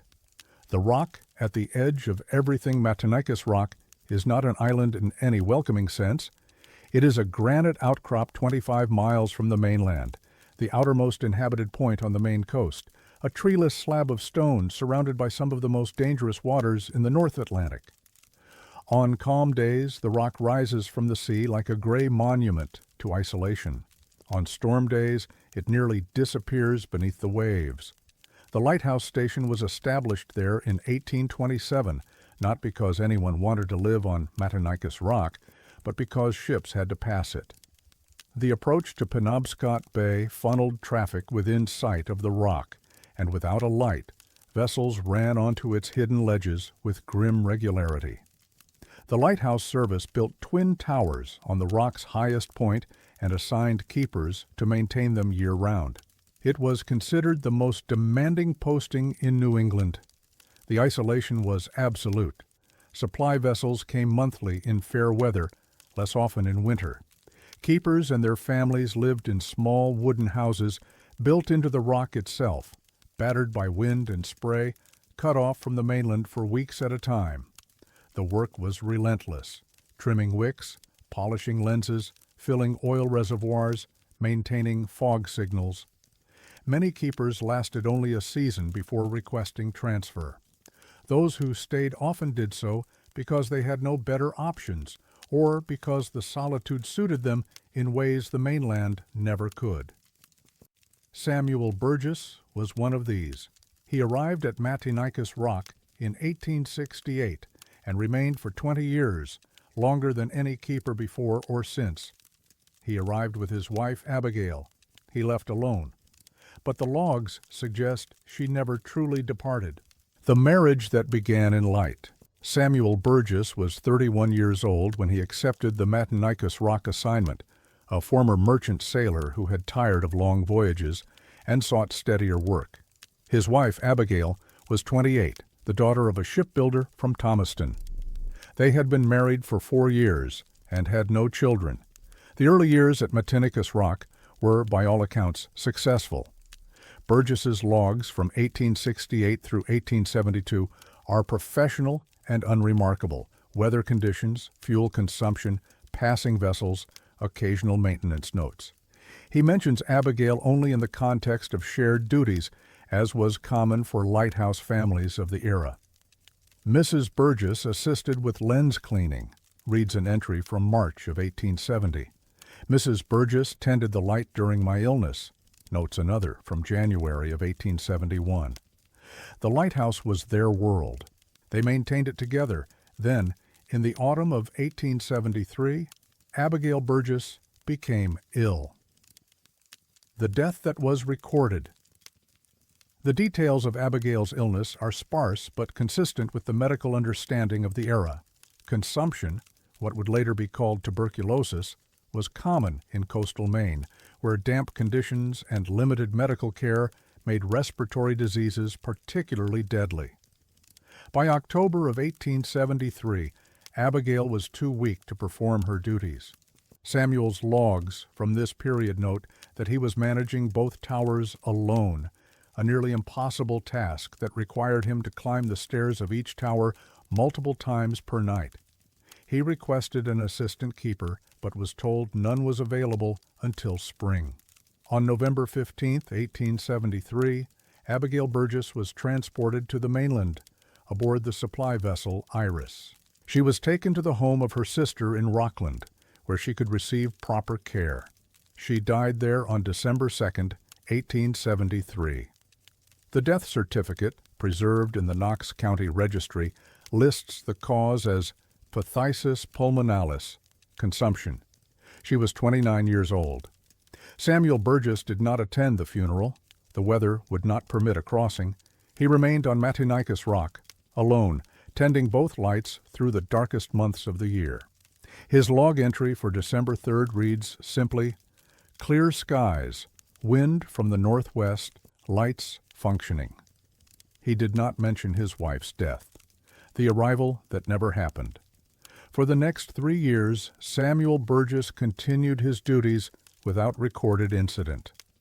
An assistant keeper was finally assigned to the station in the spring of 1874, a young man named William Farnsworth, who served for 2 seasons before transferring to a mainland post. Other assistants came and went. Burgess remained. Then, on July 8, 1876, Burgess made an unusual entry in the official log. Supply vessel arrived at 1400 hours. Mrs. Burgess returned with provisions, light duties to be shared as before. The entry is written in the same careful hand as all his others. The ink is consistent with entries from surrounding dates. There is no indication that Burgess considered the notation unusual, but Abigail Burgess had been dead for nearly 3 years. The supply vessel for July of 1876 was the Constance, a regular runner on the Matinicus route. Its cargo manifest, preserved in the National Archives, lists barrels of oil, food stores, replacement glass, and other standard provisions. The passenger log is blank. No one boarded the Constance for Matinicus Rock that month. There is no record of anyone named Burgess, or anyone at all, arriving at the station. The logs that changed. After July of 1876, Samuel Burgess's logs undergo a subtle but unmistakable shift.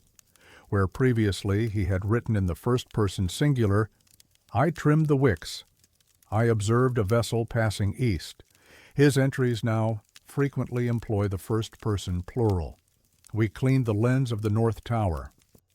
"We observed fog forming at dawn and activated the signal." "We received supplies on the monthly vessel," all in good order.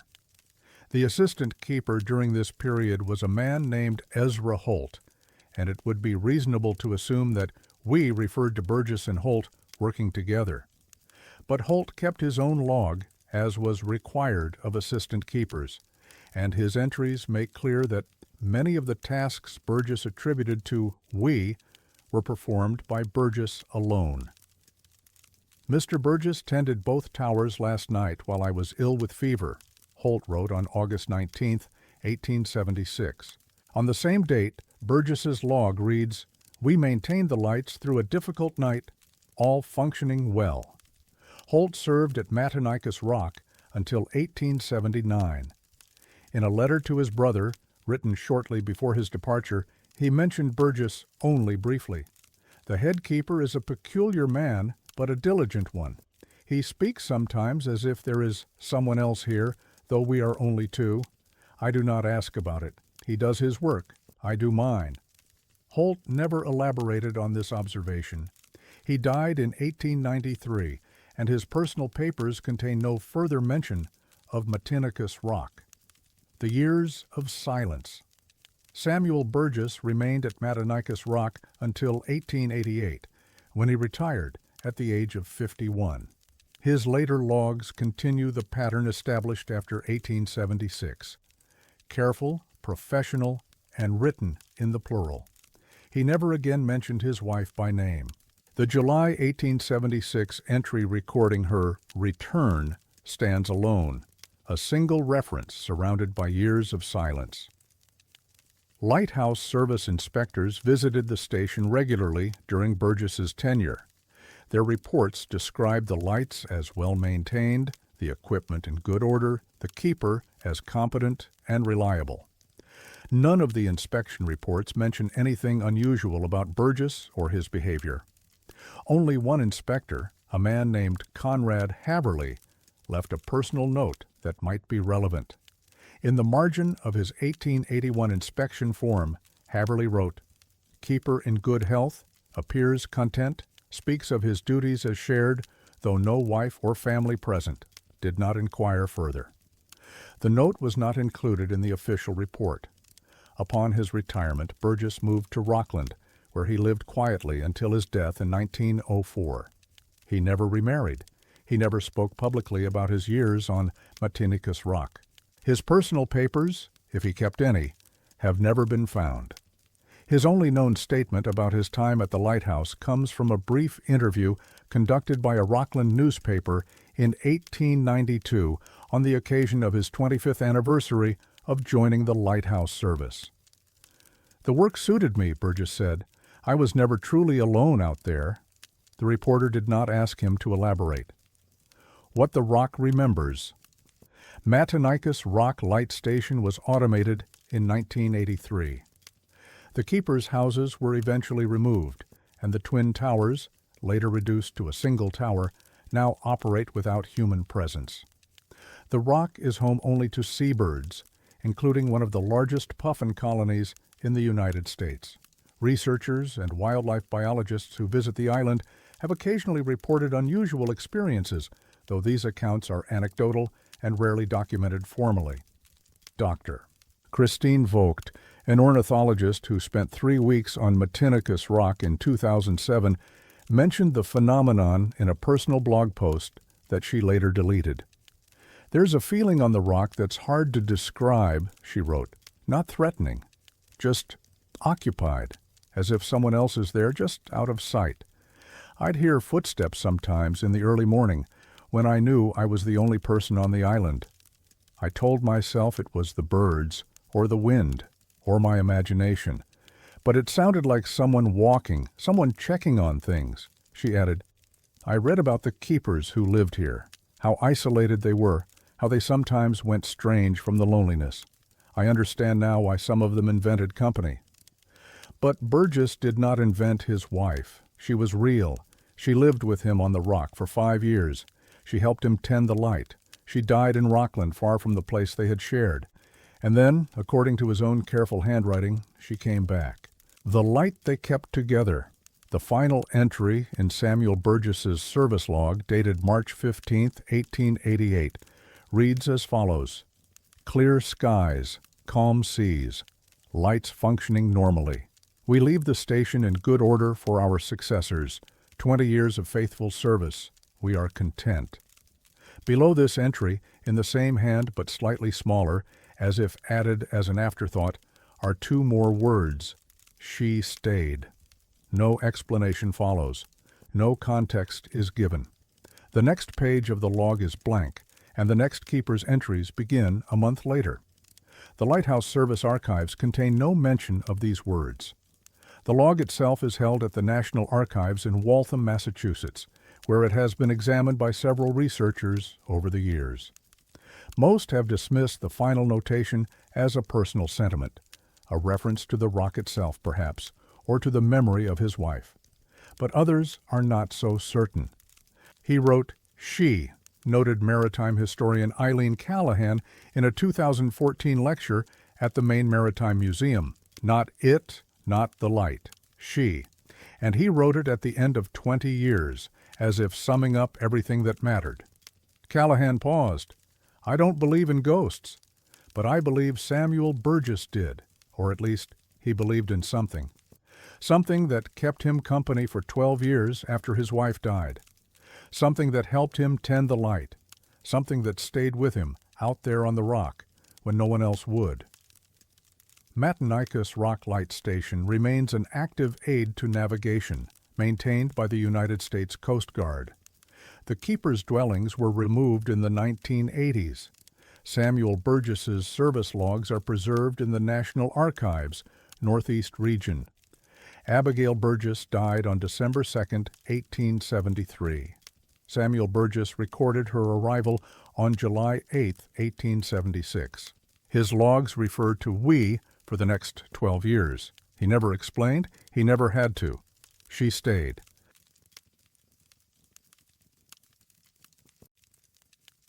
"40 people died within sight of the lighthouse. No one heard a thing." The twin lights on the Cape Elizabeth Light Station, known locally as Two Lights, stands on a rugged headland approximately 8 miles south of Portland Harbor, where the Atlantic meets a shoreline of fractured granite and hidden ledges. The station was established in 1828 with 2 towers, east and west, designed to distinguish it from other coastal lights and help mariners identify their position along this treacherous stretch of coast. By 1864, the station had been in operation for 36 years. The keepers who served there knew the waters intimately, the way fog gathered in the coves, the patterns of the currents, the sounds that the sea made against the rocks in every kind of weather. They knew which vessels were expected and which were overdue. They knew with the instinct that comes from decades of watching when something was wrong. The waters off Cape Elizabeth had claimed ships before. The ledges extended far beyond what they appeared to from the surface, and the currents could carry a vessel off course with little warning. Experienced captains treated the approach with respect. Those who didn't often paid with their ships, their cargo, and sometimes their lives. But no wreck in the station's history was quite like the Bohemian. Not because of the death toll, though 40 souls lost was tragedy enough. Because of the silence. The final voyage.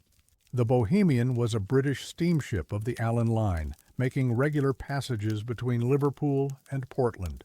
She was a modern vessel for her time, iron-hulled, screw-propelled, capable of carrying both cargo and passengers across the Atlantic in 2 weeks. On February 22, 1864, she departed Liverpool with 99 crew and 218 passengers, bound for Portland with a cargo of manufactured goods. The crossing was uneventful until the ship approached the Maine coast on the night of February 22nd. A thick fog had settled over the water, reducing visibility to almost nothing. Captain William Borland, an experienced mariner who had made the Portland run many times, proceeded cautiously, reducing speed and posting extra lookouts. It wasn't enough. At approximately 8 o'clock in the evening, the Bohemian struck Alden's Rock, a submerged ledge approximately 2 miles southeast of Cape Elizabeth Light. The impact tore a hole in her hull below the waterline. Within 20 minutes, she had settled onto the rock and begun to break apart. What happened next should have been chaos. A ship carrying over 300 people, breaking up in freezing water, in complete darkness, in fog so thick that the lighthouse was invisible from the wreck site. There should have been screaming. There should have been the grinding shriek of iron tearing. There should have been foghorns, distress rockets, the desperate clamor of people fighting to survive. The survivors heard none of it, and neither did anyone else. The rescue that came too quickly. The head keeper at Cape Elizabeth that night was Hiram Staples, a veteran of the Lighthouse Service who had served at the station since 1857. His assistant, Marcus Johnson, lived in the adjacent dwelling with his wife and young children. According to Staples's official report, filed with the Lighthouse Board 3 days after the wreck, he and Johnson observed an unusual darkness to the southeast at approximately 8:15, a shadow in the fog that seemed denser than the surrounding murk. Without hearing any distress signal or seeing any flare, Staples made the decision to investigate. Within 40 minutes, the keepers had launched their rescue boat, rowed to the wreck site, and begun pulling survivors from the water. 40 minutes. The wreck site was approximately 2 miles from the lighthouse. In calm conditions, with experienced rowers, that distance might be covered in 30 minutes. On the night of February 22nd, the seas were rough, the fog was impenetrable, and the keepers were rowing blind toward a location they had no confirmed knowledge of. Yet they arrived in time to save 277 people. The official reports praised their heroism. Newspapers called it a miracle of seamanship. Staples and Johnson received commendations from the Lighthouse Board and were celebrated throughout New England as exemplars of the service's finest traditions. No one asked how they knew where to go. No one asked why they left before any signal reached them. And no one, in any official capacity, asked about the silence. What the survivors remembered. The passengers and crew who lived through the wreck of the Bohemian gave numerous accounts of their ordeal in the days and weeks that followed. Many were published in newspapers. Others were preserved in letters, diaries, and court testimony during the subsequent inquiry into the accident. The accounts agree on the basic facts: the impact, the flooding, the desperate scramble to the deck, the frigid water, the arrival of rescue boats. They describe fear, confusion, and profound gratitude for the keepers who saved them. But scattered throughout the testimony are references to something else, something that doesn't fit the expected narrative of a maritime disaster. Eleanor Bramwell, a passenger traveling with her husband to join family in Boston, gave a statement to the Portland Advertiser 4 days after the wreck. "The strangest thing was the quiet," she said. "I remember being on the deck as the ship was going down, and I could hear nothing. Not the sea, not the other passengers, not even my own voice when I tried to cry out. It was as if the fog had swallowed all sound. I thought I had gone deaf from the shock." Her hearing, she noted, returned the moment she was pulled into the rescue boat. Similar observations appear in at least 7 other survivor accounts. Thomas Garvey, a crew member who helped launch the lifeboats, described the scene as unnatural quiet, like being underwater with your eyes open. Margaret Holloway, traveling alone to meet her fiancé, wrote in a letter to her sister that the screaming began only when the keepers arrived, as if their presence had broken a spell. The word spell appears in 3 separate accounts. No official report mentions the silence. The letters that were never published. Hiram Staples served at Cape Elizabeth for another 11 years after the Bohemian disaster, retiring in 1875.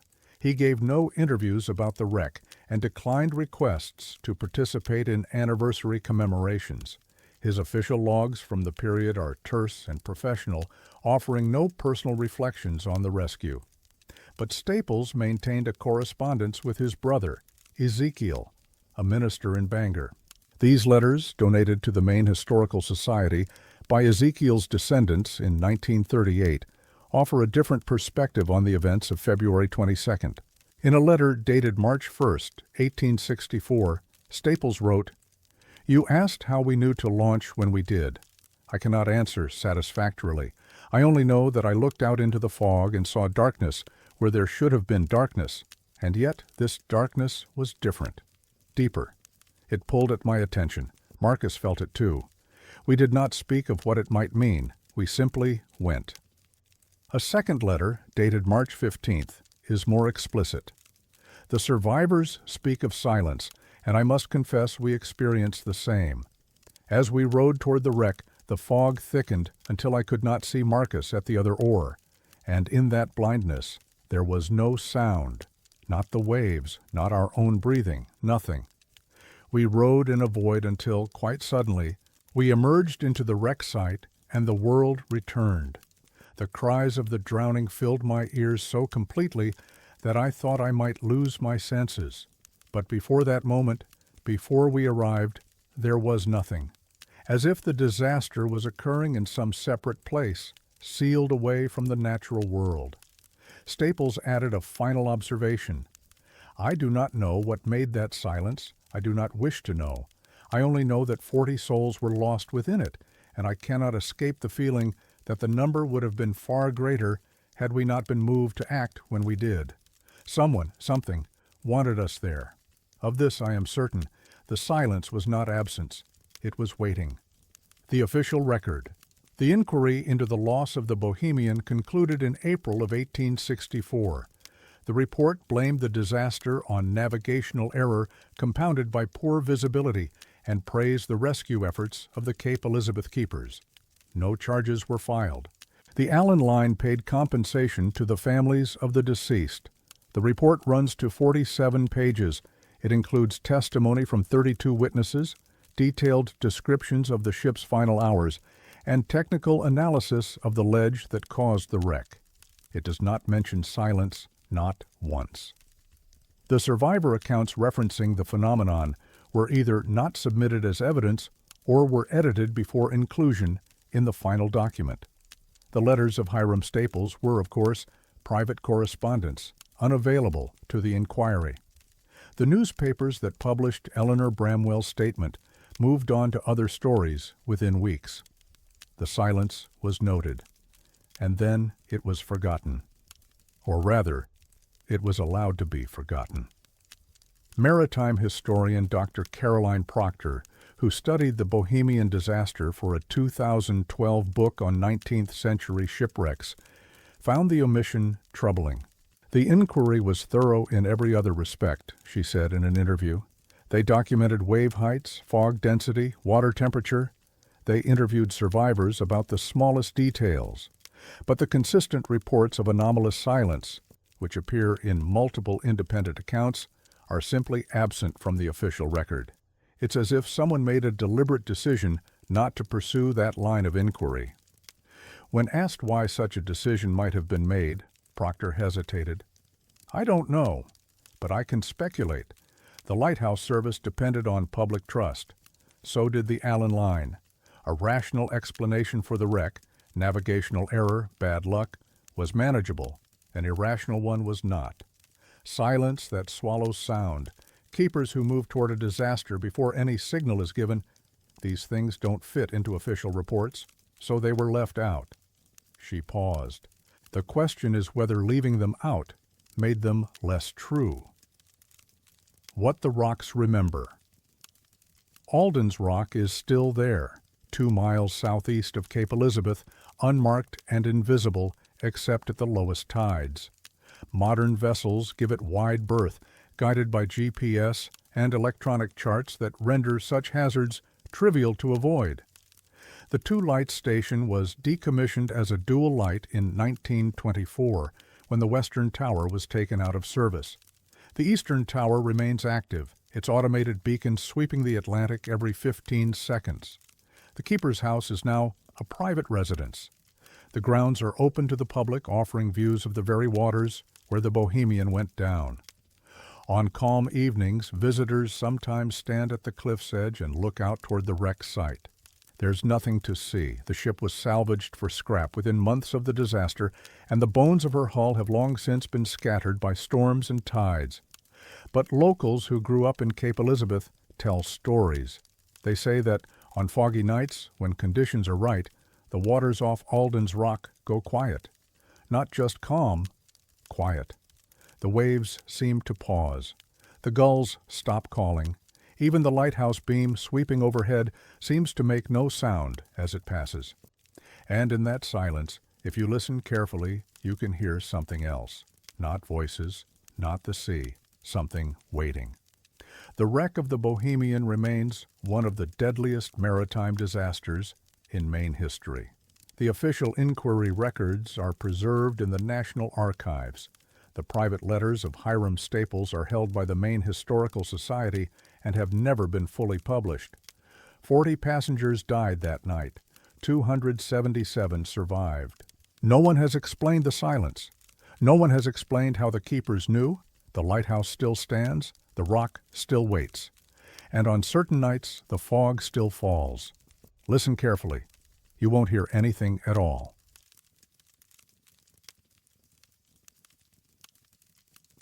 The photograph shows something that cannot exist. The man who took it never stopped seeing it. The easternmost point West Quoddy Head Light stands at the easternmost point of the contiguous United States, on a rocky promontory near the town of Lubec in Washington County, Maine. The lighthouse marks the entrance to Quoddy Narrows, where the Bay of Fundy meets Passamaquoddy Bay, and tidal currents can reach speeds of 8 knots during peak flow. The first lighthouse on the site was built in 1808 under orders from President Thomas Jefferson. The current tower, constructed in 1858, is 49 feet tall and distinguished by its unusual daymark, 8 horizontal bands of red and white that make it unmistakable from sea or land. No other lighthouse in the United States bears this pattern. The stripes were added in 1859 specifically to help mariners identify the station in daylight and distinguish it from the many other white towers along the Maine coast. The lighthouse has been photographed millions of times. It appears on postcards, calendars, postage stamps, and tourist brochures. The red and white stripes, always in the same order, white at the base, alternating upward, white at the top, have become iconic, a symbol of Maine's maritime heritage and the nation's northeastern frontier. The stripes never change. They cannot change. And yet, in 1961, a man named Vernon Guthrie took a photograph that showed them differently. The man from Presque Isle, Vernon Guthrie, was a potato farmer from Presque Isle in the northern reaches of Aroostook County. He was 43 years old in 1961, married with 2 grown children, and by all accounts a practical man with no interest in the unusual or unexplained. He had never visited the coast of Maine until that summer, when his wife, Dorothy, persuaded him to take a vacation. They drove south and east, visiting Bar Harbor, Acadia National Park, and several coastal towns before arriving in Lubec on the morning of August 14th. Dorothy wanted to see the lighthouse. She had read about it in a magazine and was charmed by the striped tower. Vernon agreed to accompany her, bringing his camera, a Kodak Brownie Hawkeye he'd owned since 1954. The couple spent approximately 2 hours at West Quoddy Head State Park. They walked the trails, looked out at the Canadian islands visible across the water, and took photographs. Vernon shot 1 roll of 12 exposures, mostly landscapes, a few pictures of Dorothy, and 3 photographs of the lighthouse itself. They returned to Presque Isle the following day. Vernon dropped the film at a local drugstore for development, as he always did. When he picked up the prints a week later, he noticed immediately that something was wrong. The image that shouldn't exist. 2 of the 3 lighthouse photographs appeared normal. They showed West Quoddy Head exactly as it looks in every other image, white and red stripes, correctly ordered, the tower standing against a partly cloudy sky. The 3rd photograph was different. In this image, the stripes were reversed. Red at the base, white above it. The pattern continued upward in the opposite order from reality, creating a tower that looked almost, but not quite, like the one Vernon had seen. Everything else in the photograph was correct. The trees along the cliff edge were in the right position. The rocks below the lighthouse matched the actual geography. The wooden walkway leading to the tower appeared exactly as it should. Even Dorothy, visible at the edge of the frame, was correctly oriented. Her dress, her posture, her position relative to the lighthouse, all consistent with the other photographs from the same visit. Only the stripes were wrong. Vernon assumed a printing error and returned to the drugstore. The clerk examined the negative and confirmed that the reversal was present on the original film, not a mistake made during development. Vernon asked if the negative could have been accidentally flipped, which might explain a mirror image. The clerk pointed out that if the negative were reversed, everything in the photograph would be mirrored, including the trees, the rocks, and Dorothy. Only the lighthouse was different. Vernon kept the photograph. He showed it to friends and family over the years, always presenting it as a curiosity, a darkroom mystery he'd never solved. Most people assumed some technical explanation existed, even if no one could identify it. But Vernon knew something they didn't. He knew about the dreams. The dreams that never stopped. Vernon Guthrie first dreamed of West Quoddy Head in September of 1961, approximately 3 weeks after his visit. In the dream, he stood at the edge of the cliff, looking at the lighthouse. The stripes were reversed, red at the base, white above, exactly as they appeared in his photograph. He woke with a feeling of profound unease that he could not explain. The dream recurred in October and November, and every month thereafter for the rest of his life. Vernon mentioned the dreams to his wife early on, but Dorothy dismissed them as a quirk of memory, a strange association triggered by the mysterious photograph. He stopped bringing them up. He did not seek medical attention or psychological counseling. He simply accepted them as part of his life, a monthly visitation that he could neither prevent nor understand. In 1987, Vernon gave an interview to a student at the University of Maine at Presque Isle, who was collecting folklore and unusual stories from Aroostook County. The interview was recorded on cassette tape and later transcribed for the university's archive. "It's always the same," Vernon said. "I'm standing at the edge, looking at the lighthouse. The stripes are wrong. I know they're wrong. But in the dream they feel right. They feel like that's how they should have been all along, like the lighthouse I saw, the real one, was the mistake." He paused. "I've never been back. Dorothy passed in '79, and I had no reason to go after that. But sometimes I wonder what I'd see if I did, whether the stripes would look right to me anymore, or whether I'd see what's in the photograph." Vernon Guthrie died in February of 1994, at the age of 76. His son Malcolm inherited the photograph along with Vernon's other personal effects. The dreams, Malcolm confirmed, continued until the end. "He told me the last one was 2 nights before he passed," Malcolm said in a 2008 interview. "He said the lighthouse looked closer than usual. He said he could almost touch the stripes."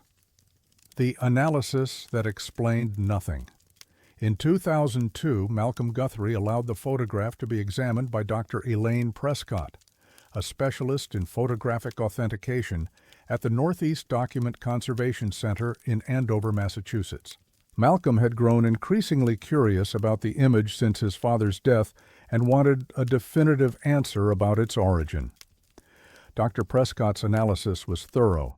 She examined the print, the negative, and the camera Vernon had used. Her findings were documented in a 12-page technical report. "The negative is genuine and unaltered," the report concluded. "There is no evidence of double exposure, chemical manipulation, or physical modification. The image captured on the film represents what passed through the lens at the moment of exposure." The report also addressed the possibility of optical illusion or unusual lighting conditions. The lighthouse's stripes are clearly delineated in the image. There is no ambiguity about their order. The pattern shown is the inverse of the actual lighthouse. This cannot be attributed to shadow, reflection, or atmospheric distortion. Dr. Prescott added a personal note at the end of her report, unusual for a technical document. "I have examined thousands of photographs in my career. I have seen forgeries, accidents, and anomalies of every kind. I cannot explain this image. The simplest explanation, that the photograph shows what was actually there, is impossible. The lighthouse has never had reversed stripes, and yet the photograph exists." When asked for comment in a 2004 interview, Dr. Prescott declined to speculate further. "I documented what I found," she said. "Anything beyond that would be guesswork." The other visitors. After Malcolm Guthrie's story appeared in a 2008 article in Down East magazine, several other people came forward with unusual experiences at West Quoddy Head. A retired school teacher from Massachusetts named Gladys Thornton reported that during a 1973 visit, she had taken a series of photographs of the lighthouse, one of which showed the tower with no stripes at all, completely white. She had dismissed it as a camera malfunction and thrown the print away years ago. A former Coast Guard technician who had serviced the lighthouse in the 1980s recalled a conversation with an older colleague who claimed to have seen the stripes shift during a severe fog in 1967. He said it was like watching paint run, the technician reported, but upward instead of down. He only saw it for a few seconds, and then the fog closed in. When it cleared, everything was normal. He never reported it. Who would believe him? A third account came from a woman named Rebecca Marsh, who had visited West Quoddy Head with her family in 1992. She did not photograph anything unusual, but she described a persistent sense of wrongness during her time at the lighthouse. "I kept looking at the stripes," she said. "They were red and white, just like the pictures, but they didn't feel right. They felt like they were in the wrong order. I couldn't shake the feeling the whole time we were there. I've never been back." None of these accounts can be verified. None of them match Vernon Guthrie's experience exactly. But they share a common thread, the sense that the lighthouse, or something about it, is not quite fixed. What the stripes remember. West Quoddy Head Light remains an active aid to navigation, its automated beacon visible for 18 miles. The tower was restored in 2000, and the keeper's house is now a museum operated by the West Quoddy Head Light Keepers Association. Thousands of visitors photograph it every year. The stripes have never changed, red and white. White at the base, alternating upward, the same pattern that has marked the tower since 1859. Vernon Guthrie's photograph remains in the possession of his family. Malcolm considered donating it to the museum, but ultimately decided against it. "I don't know what it shows," he said in 2015, a year before his own death. "I don't know what my father saw or why he kept seeing it, but I know that photograph is real. I know he took it, and I know it shows something that isn't supposed to be possible." He paused. "Maybe that's the point. Maybe some things aren't supposed to be photographed. Maybe the lighthouse let him see something it doesn't show everyone else, and maybe it never let him forget." The photograph has never been publicly displayed. The dreams, as far as anyone knows, ended when Vernon died. But Malcolm admitted, in that same 2015 interview, that he had begun dreaming of West Quoddy Head himself. "Started about 2 years ago," he said. "Once a month, just like Dad described. The stripes are reversed, and every time I wake up thinking that's how they should be." He shook his head. "I've never been there, not once in my life, but I see it clearly, every stripe, every stone, and I just know that if I ever go, I'll see what he saw." Malcolm Guthrie never visited West Quoddy Head. He died in 2016. His daughter now holds the photograph. She has not said whether the dreams have continued. West Quoddy Head Light remains the easternmost lighthouse in the contiguous United States. The tower's red and white stripes have been maintained continuously since 1859. No official record documents any alteration to the pattern. Vernon Guthrie's photograph has been authenticated as genuine. The stripes in the image remain reversed. No explanation has been offered. The lighthouse stands where it has always stood. The stripes are what they have always been, unless you see them differently, unless you dream.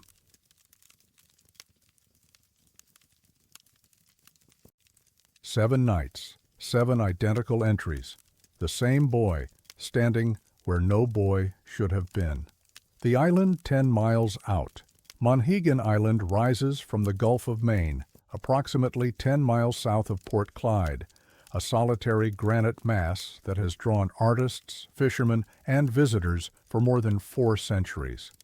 The island is less than 2 miles long and half a mile wide, its eastern shore a dramatic wall of cliffs that plunge nearly 200 feet into the Atlantic. The western side slopes more gently, sheltering a small harbor where the ferry lands and the island's year-round population of fewer than 70 people makes its home. The lighthouse was established in 1824 on the island's highest point, a hill that rises 150 feet above sea level. The current tower, built in 1850, stands 47 feet tall, its second-order Fresnel lens once visible for 20 miles on clear nights. The station was automated in 1959, but for more than a century before that, Keepers and their families lived in the dwelling attached to the tower, maintaining the light through winters of profound isolation. Monhegan has always attracted those seeking solitude. The island has no paved roads, no cars, and limited electricity even today. In 1919, it was even more remote, connected to the mainland by irregular boat service that could be suspended for weeks during storms. The keeper at the lighthouse was, for all practical purposes, alone with the sea and the sky and the rocky shores that surrounded him. The keeper in September of 1919 was a man named Frederick Colby, and for 7 nights that month he saw something he could not explain. The man who kept the light. Frederick Colby was 38 years old when he arrived at Monhegan Island Light Station in March of 1918. He had served as an assistant keeper at 2 other Maine stations before receiving his own command, a promotion he had sought for years. He was unmarried, quiet by nature, and well-suited to the solitary life that lighthouse keeping demanded.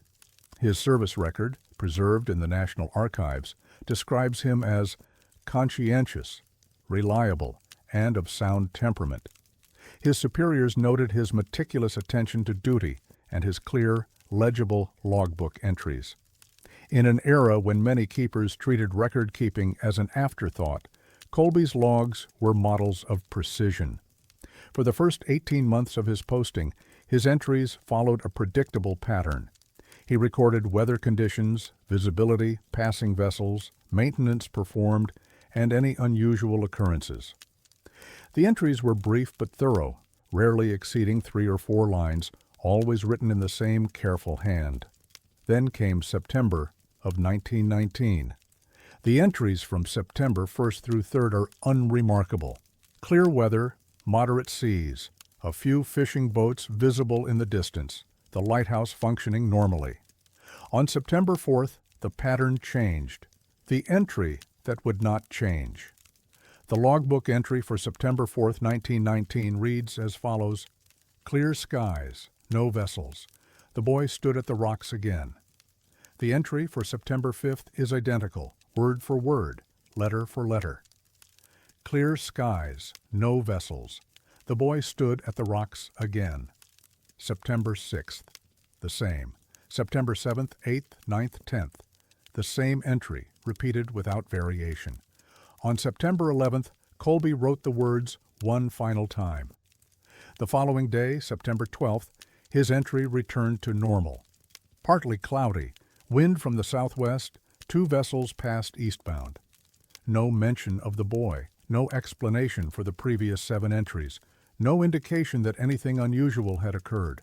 The logbook was collected at the end of Colby's posting and filed with the Lighthouse Services District Office in Portland.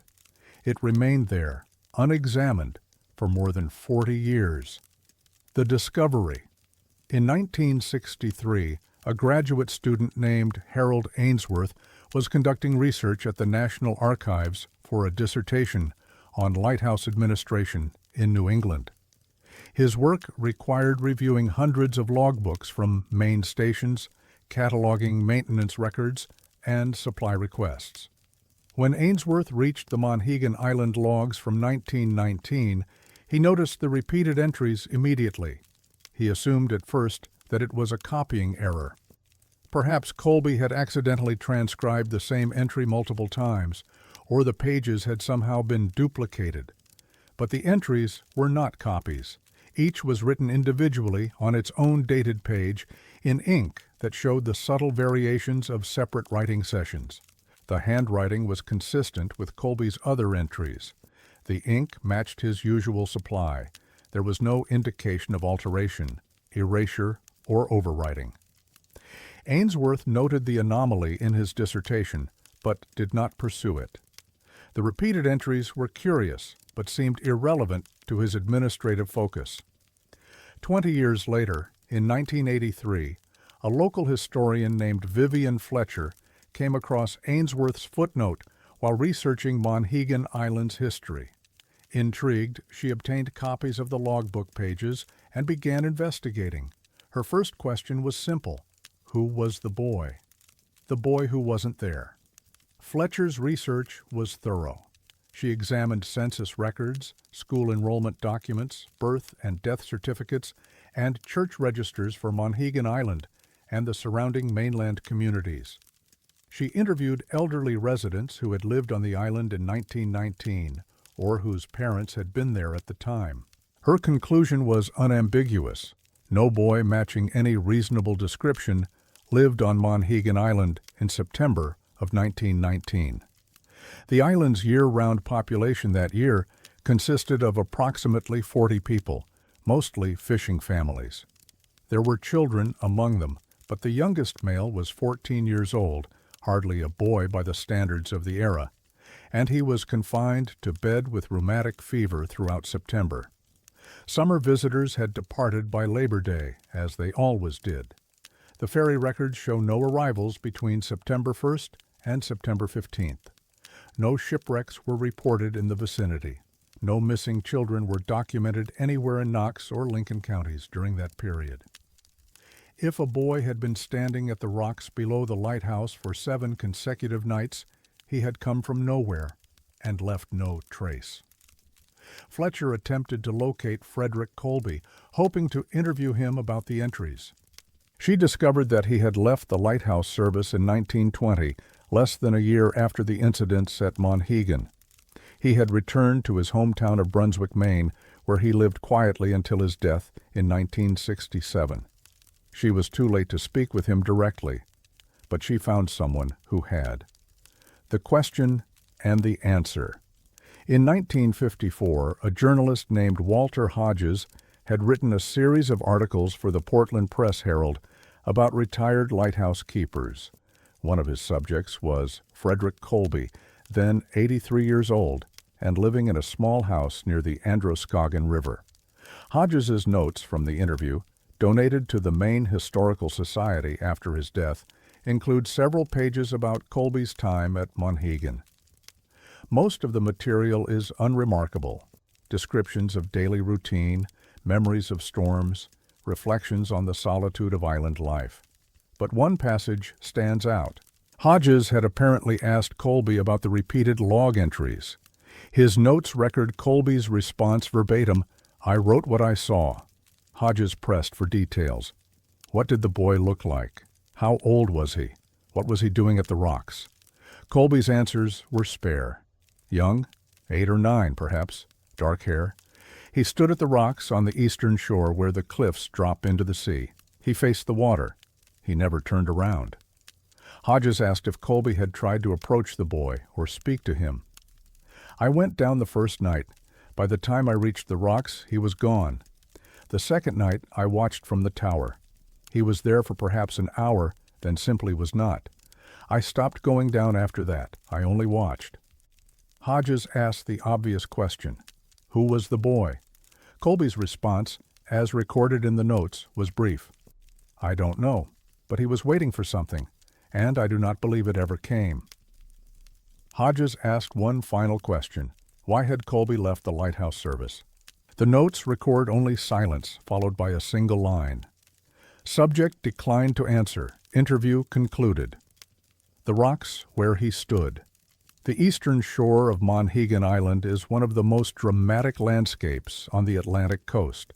The cliffs there are sheer, rising from deep water, with almost no beach or transitional zone. Waves strike the rock face with tremendous force, sending spray hundreds of feet into the air during storms. The area is largely inaccessible, except by a few treacherous trails that descend from the island's interior. Local tradition holds that the eastern cliffs have always been a place of unease. The Wabanaki people who visited Monhegan for thousands of years before European contact are said to have avoided the eastern shore, though the specific reasons have been lost. Early settlers reported hearing sounds from the cliffs that they attributed to seabirds, but could never quite identify. In the early 20th century, the eastern cliffs were the site of at least 2 drowning deaths: fishermen who fell from the rocks while attempting to retrieve equipment. Both bodies were recovered, though one took nearly 3 weeks to surface. No child has ever been reported lost at Monhegan's eastern shore. No graves on the island belong to boys aged 8 or 9. The rocks where Frederick Colby saw the boy standing are still there, unchanged by the century that has passed.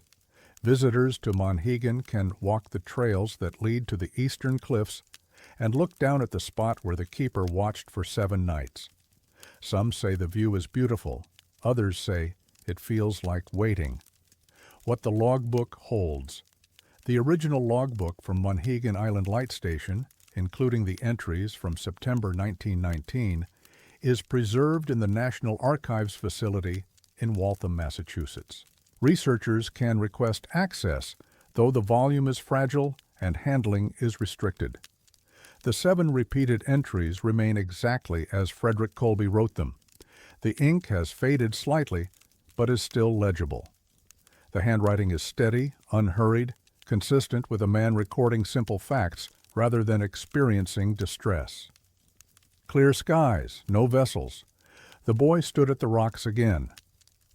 The word "again" has drawn particular attention from those who have studied the entries.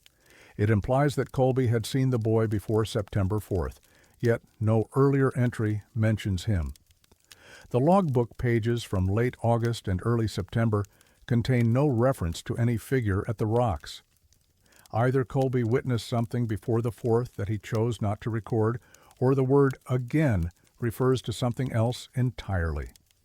Fletcher, the historian who investigated the case most thoroughly, offered no conclusion. Her research notes, preserved at the Monhegan Historical Society, end with a single question. If the boy was waiting for something, and it never came, is he waiting still? Monhegan Island Light was automated in 1959 and remains an active aid to navigation. The keeper's dwelling is now a museum operated by the Monhegan Historical and Cultural Museum Association. The eastern cliffs are accessible to visitors during daylight hours. Frederick Colby died in 1967 in Brunswick, Maine. He never returned to Monhegan Island after his departure in 1920. He never spoke publicly about the repeated entries. The logbook remains in the archives. The entries remain unchanged. Clear skies, no vessels.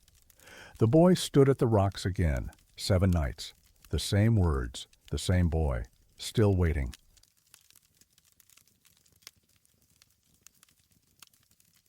Three keepers, 44 years apart, used a staircase that doesn't exist. None of them could find it again. The light at the edge of the island, Base Harbor Headlight, occupies one of the most photographed positions on the Maine coast, a narrow promontory on the southwestern tip of Mount Desert Island, where the granite cliffs drop sharply into the entrance of Bass Harbor and Blue Hill Bay. The lighthouse, built in 1858, is a modest structure, a white cylindrical tower just 32 feet tall, attached to a red-roofed keeper's dwelling that clings to the rock above the water. The station is reached by a winding road through dense spruce forest, ending at a small parking area from which visitors descend a wooden stairway to viewing platforms on the rocks below. From there, the lighthouse appears to emerge directly from the cliff face, its tower seemingly balanced on the edge of nothing. The image has appeared in countless calendars, postcards, and photography collections. The lighthouse itself is not open to the public. The tower contains the original spiral staircase, a tight, iron-stepped helix that rises from the ground floor to the lantern room above. It is the only staircase documented in any architectural survey, inspection report, or maintenance record.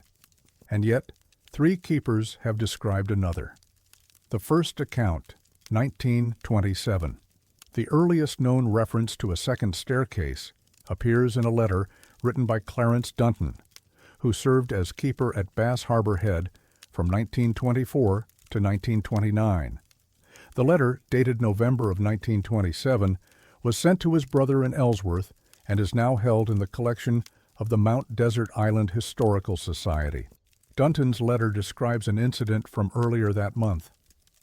A squall came through faster than I expected, and I was caught below when the light should have been burning.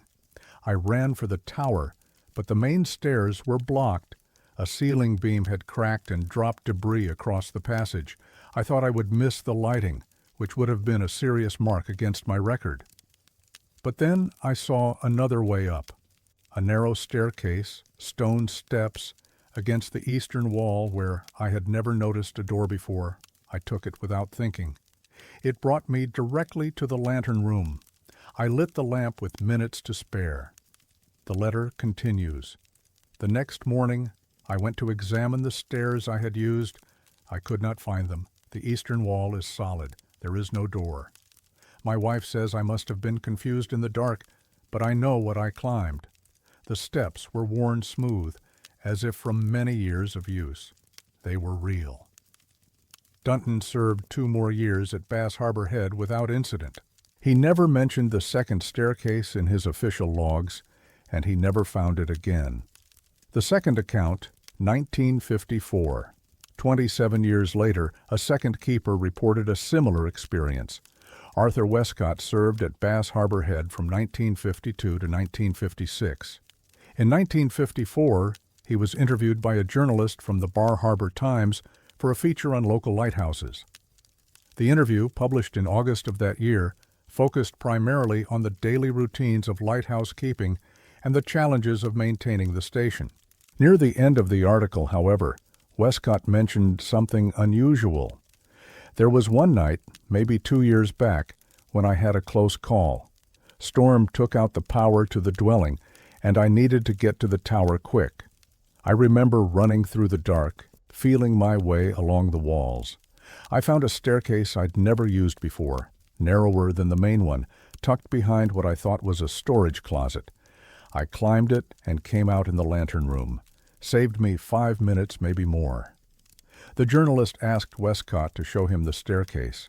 Westcott agreed, but according to the article, was unable to locate it.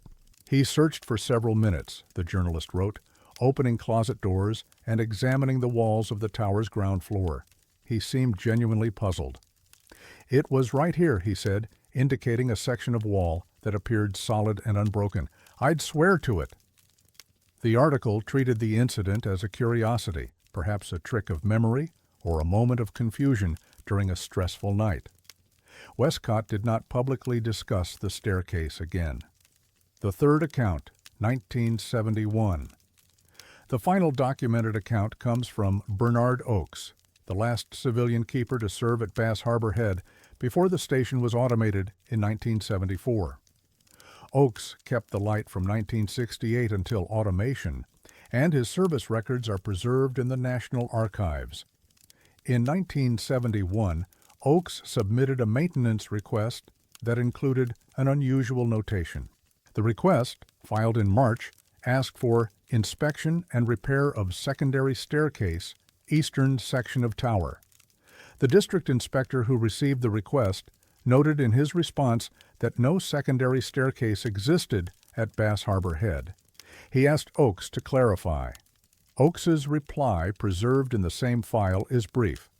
I have used the secondary stairs on 2 occasions during nighttime emergencies when the main stairs were inaccessible. Stone construction, narrow, approximately 18 steps, located behind a door in the eastern wall of the ground floor. I request inspection to ensure structural safety. The inspector visited Bass Harbor Head in April of 1971. His report states, "Conducted thorough examination of tower interior. No secondary staircase found. No door in eastern wall. Keeper Oakes was present during inspection and was unable to locate the stairs he described. Recommend no further action." Oakes made no further requests. His logs from the remaining 3 years of his service contain no reference to the second staircase. In 1989, a researcher named Donald Whitfield interviewed Oakes for a book on Maine lighthouses. When asked about the maintenance request, Oakes confirmed the incident. "I used those stairs," he said, "twice. They were there when I needed them. Stone steps, worn down in the middle like they'd been climbed for 100 years. I could feel the groove under my feet. That's not something you imagine. Whitfield asked if Oakes had any explanation for why the stairs couldn't be found afterward. "No," Oakes said. "I only know they were there. And I know they're not there now. Maybe they're only there when you need them." He paused. "Or maybe they're only there when something wants you to find them." The blueprints that don't exist. Researchers investigating the second staircase accounts have consistently encountered the same obstacle. The original architectural drawings for Bass Harbor Head Light do not exist. The lighthouse was designed by the United States Lighthouse Board and constructed in 1858. Blueprints and construction documents were standard for projects of this type and would normally be preserved in federal archives. But the records for Bass Harbor Head were reportedly stored at the Lighthouse Board's district office in Portland, which was destroyed by fire in 1913. The fire, which consumed the office building and much of its contents, was attributed to an electrical fault. Among the documents lost were construction records for more than a dozen Maine lighthouses, including Bass Harbor Head. No copies of the original blueprints have ever been located. The Lighthouse Board's central archives in Washington contain requisition orders and inspection reports, but no architectural drawings. In 2005, a historian named Grace Marchetti filed a Freedom of Information Act request with the Coast Guard, asking for any reconstruction drawings or architectural surveys of Bass Harbor Head that might show the tower's internal layout. The request was denied. The denial letter, which Marchetti shared with the Mount Desert Island Historical Society, stated that the requested documents were not available for public release. No further explanation was given. Marchetti filed an appeal. It was denied without comment. "I've filed dozens of FOIA requests over my career," Marchetti said in a 2008 interview. "I've been denied before, but always with a reason: national security, privacy concerns, something. This was different. They didn't say the documents didn't exist. They just said I couldn't see them." She paused. "That makes me think they exist, and that makes me wonder what's in them." What the surveys show. In the absence of original blueprints, researchers have relied on architectural surveys conducted over the years by the Coast Guard and various preservation organizations. These surveys, spanning from 1931 to 2012, consistently document the same layout: a single spiral staircase of iron construction rising from the ground floor to the lantern room. No survey has ever documented a secondary staircase. But survey methodology has limitations. Inspectors typically document what is visible and accessible. They do not, as a rule, probe walls for hidden passages or measure discrepancies between interior and exterior dimensions. In 2014, an architecture student at the University of Maine named Thomas Reardon conducted an independent study of Bass Harbor Head as part of his thesis on 19th century lighthouse construction. Using laser measurement tools, he documented the tower's exterior and interior dimensions. His findings were inconclusive but intriguing. There is a discrepancy of approximately 32 inches between the exterior wall measurement on the eastern side and the interior measurement of the ground floor, Reardon wrote. This could be explained by wall thickness, insulation, or structural reinforcement, but it's larger than I would expect for a building of this type and period. Reardon attempted to investigate further, but was denied access to conduct invasive examination of the walls. His thesis notes that the discrepancy warrants further study but offers no definitive explanation. The Coast Guard, which maintains the lighthouse, has not responded to requests for comment on Reardon's findings. The stairs that appear when needed. 3 keepers, 44 years. The same impossible staircase. Clarence Dunton found it when a fallen beam blocked his path. Arthur Westcott found it when a power failure left him in darkness. Bernard Oakes found it during 2 separate nighttime emergencies. Each time the stairs appeared when the keeper desperately needed to reach the lantern room. Each time they vanished afterward. leaving no trace. Some who have studied the accounts suggest a psychological explanation. Stress-induced confabulation, false memories created under pressure. But the details are remarkably consistent across all three accounts. Stone steps, worn smooth, approximately 18 in number, accessed through a door in the eastern wall that does not exist in any survey. Others have proposed architectural explanations, a sealed passage perhaps, that can only be accessed under specific conditions. But no mechanism for such selective access has ever been demonstrated, and the Coast Guard's refusal to release documents or allow detailed examination has prevented further investigation. A third possibility, suggested by Oakes himself, is that the stairs are not a permanent feature of the lighthouse at all. Maybe they're only there when you need them, he said. Or maybe, as he also suggested, they're only there when something wants you to find them. Bass Harbor Headlight was automated in 1974 and remains an active aid to navigation. The keeper's dwelling is now a private residence for Coast Guard personnel. The tower is not open to the public. The original blueprints have never been recovered. Architectural surveys continue to document a single staircase. 3 keepers across 44 years described using another. None of them could find it when they looked. The eastern wall remains solid. The discrepancy in the measurements remains unexplained. And somewhere, perhaps, 18 stone steps wait in the darkness, worn smooth, ready to be found. When they're needed, if they're needed, the lighthouse keeps its secrets. It always has.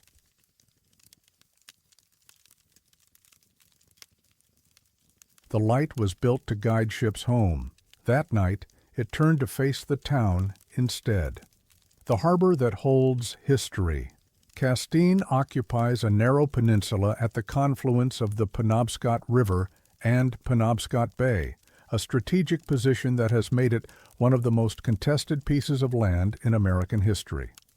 The town has flown 4 different national flags, French, Dutch, British, and American, and its deep harbor served as a naval base, a trading post, and a refuge for Loyalists during the Revolution.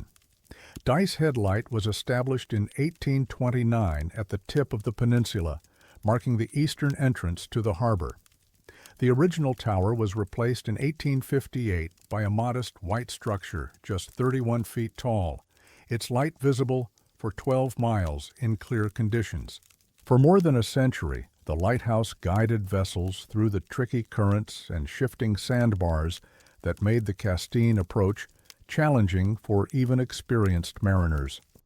By 1935, Dice Head was one of the smaller stations on the Maine coast, a simple operation maintained by a single keeper who lived in the attached dwelling with his family.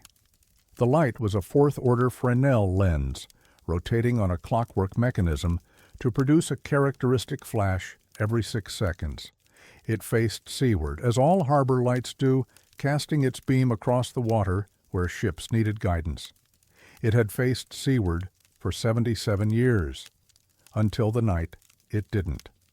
The evening of August 17th, the keeper at Dice Head, in the summer of 1935, was a man named Walter Pendleton, 52 years old, a lifelong resident of Castine who had held the position since 1928. He was well known in town, a quiet man respected for his reliability, who kept the light burning without fail through 7 years of service. According to Pendleton's log, August 17th was an unremarkable day. Clear skies, light winds from the southwest, calm seas. He performed his usual maintenance in the afternoon, cleaned the lens, wound the clockwork mechanism, and lit the lamp at dusk as he always did. His log entry for that evening contains nothing unusual. Weather conditions, lamp performance, visibility, the routine observations of a routine night. But at 8:47 something happened that Pendleton did not record. The first report came from Harriet Bowden, a widow who lived on Main Street, approximately half a mile from the lighthouse. She was sitting on her porch enjoying the evening air when she noticed something wrong with the light. "It was shining on me," she later told the Coast Guard investigator. "Right at me. The beam came across the water and up the hill and hit my house. I've lived here 30 years. That light has never touched my house. It faces the bay. But that night it was pointing at the town." Within minutes, other residents noticed the same phenomenon. The lighthouse beam, which should have been sweeping across the harbor entrance, was instead rotating inland, illuminating houses, streets, and the hill that rose behind the town. For approximately 40 minutes, Dice Head Light shone on Castine itself. Then, just as suddenly, it returned to normal. The investigation. The Coast Guard opened an investigation the following week, prompted by complaints from Castine residents and questions from the local press.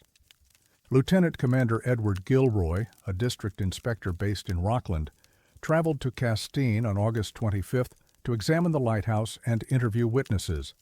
Gilroy's report, preserved in the National Archives, is thorough but inconclusive.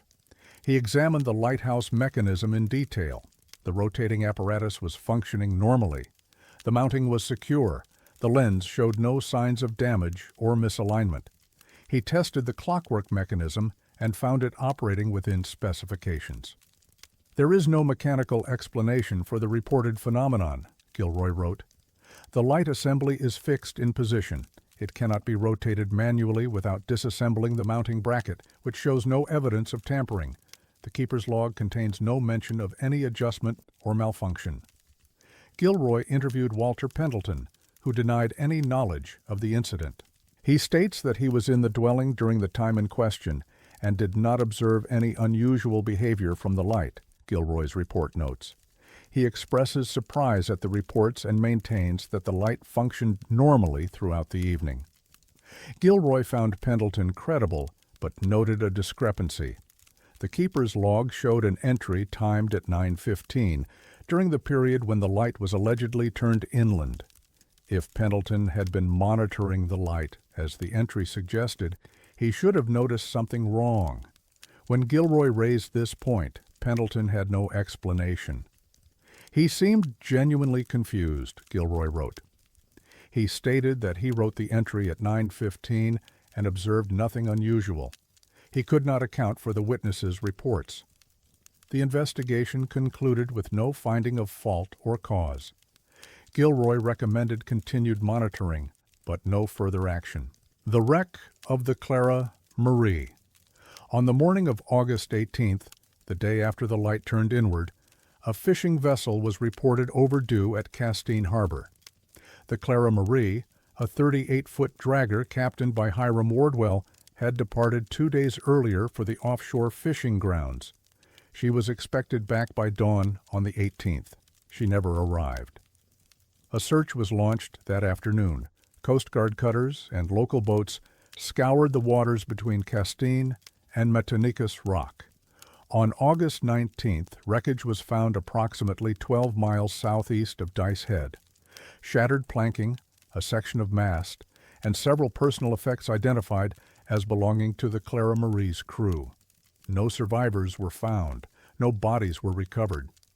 The Clara Marie had carried 5 men, all from Castine: Captain Hiram Wardwell, his brother Thomas, and 3 crew members, Joseph Billings, Samuel Eaton, and Robert Gray. All 5 were presumed drowned. The cause of the sinking was never determined. Weather conditions on August 17th had been calm. No distress signal was received. The wreck site suggested a sudden catastrophe, an explosion perhaps, or a collision with a submerged object, but no definitive evidence was found. What drew attention in the days that followed was the timing. The Clara Marie was estimated to have sunk between 8:30 and 9 o'clock on the evening of August 17th, based on drift patterns and the condition of the wreckage. Dice Head Light turned inward at 8:47. The widows who watched. The 5 men lost on the Clara Marie left behind 3 widows: Hiram Wardwell's wife, Constance, Joseph Billings's wife, Margaret, and Samuel Eaton's wife, Ruth. Thomas Wardwell and Robert Gray were unmarried. All 3 widows lived in Castine, within sight of Dice Head Light. In the weeks after the sinking, each woman came forward independently to describe what she had seen on the night of August 17th. Constance Wardwell told the Bangor Daily News that she had been standing at her kitchen window at approximately 8:45 when the lighthouse beam swept across her house. "It came through the window like a searchlight," she said. "It lit up the whole room. I thought something was wrong at the lighthouse, a fire or an accident.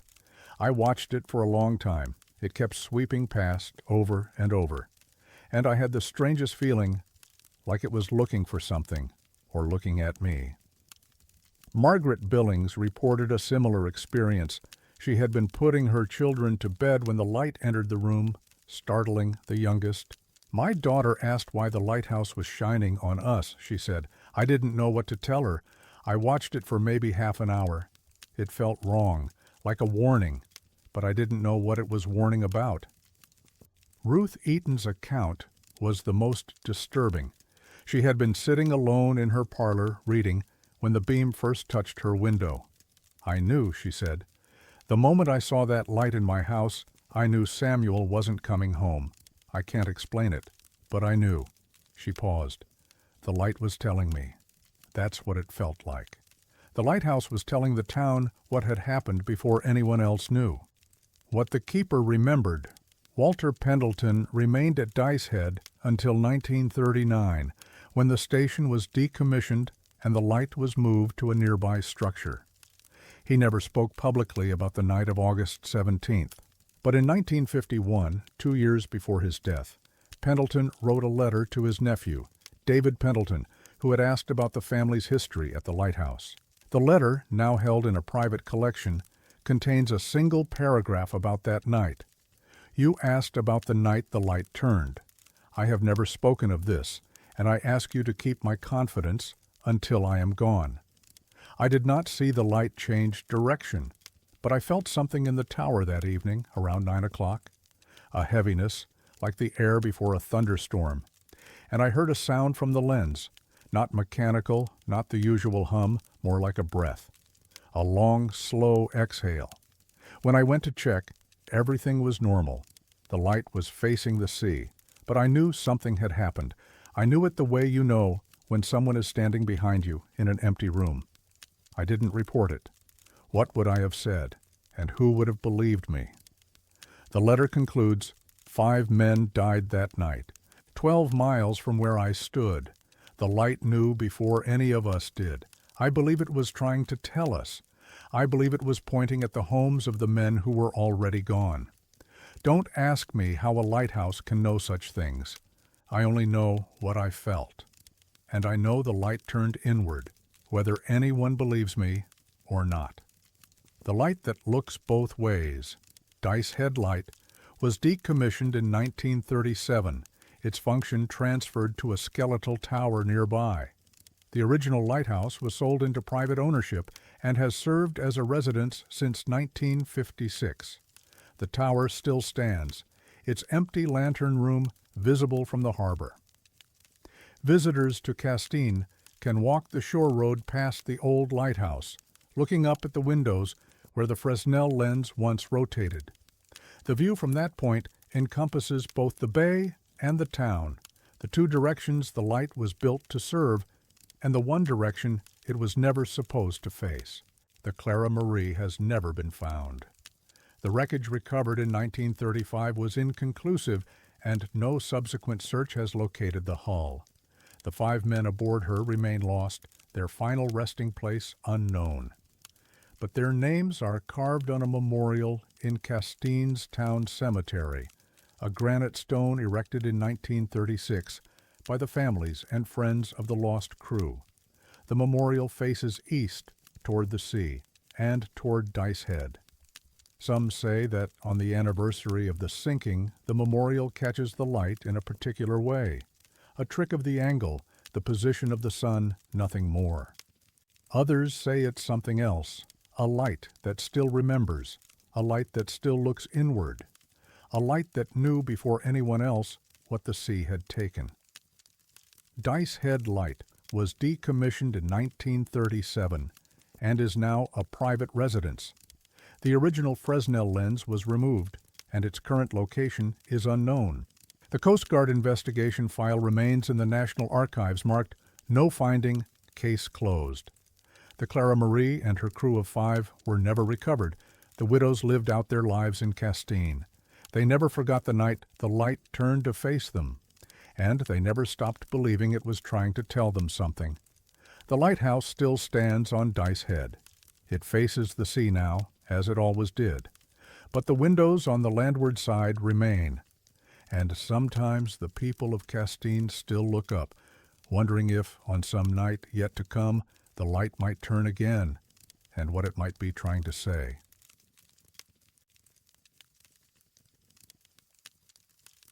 The lens had been sealed for 125 years. The handprints were pressed against the glass from inside.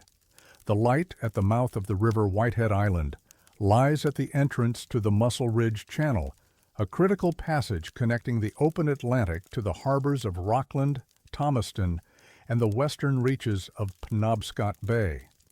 The island is approximately 1 mile long and a quarter-mile wide, a low granite mass crowned by dense spruce forest and the white tower of Whitehead Light Station.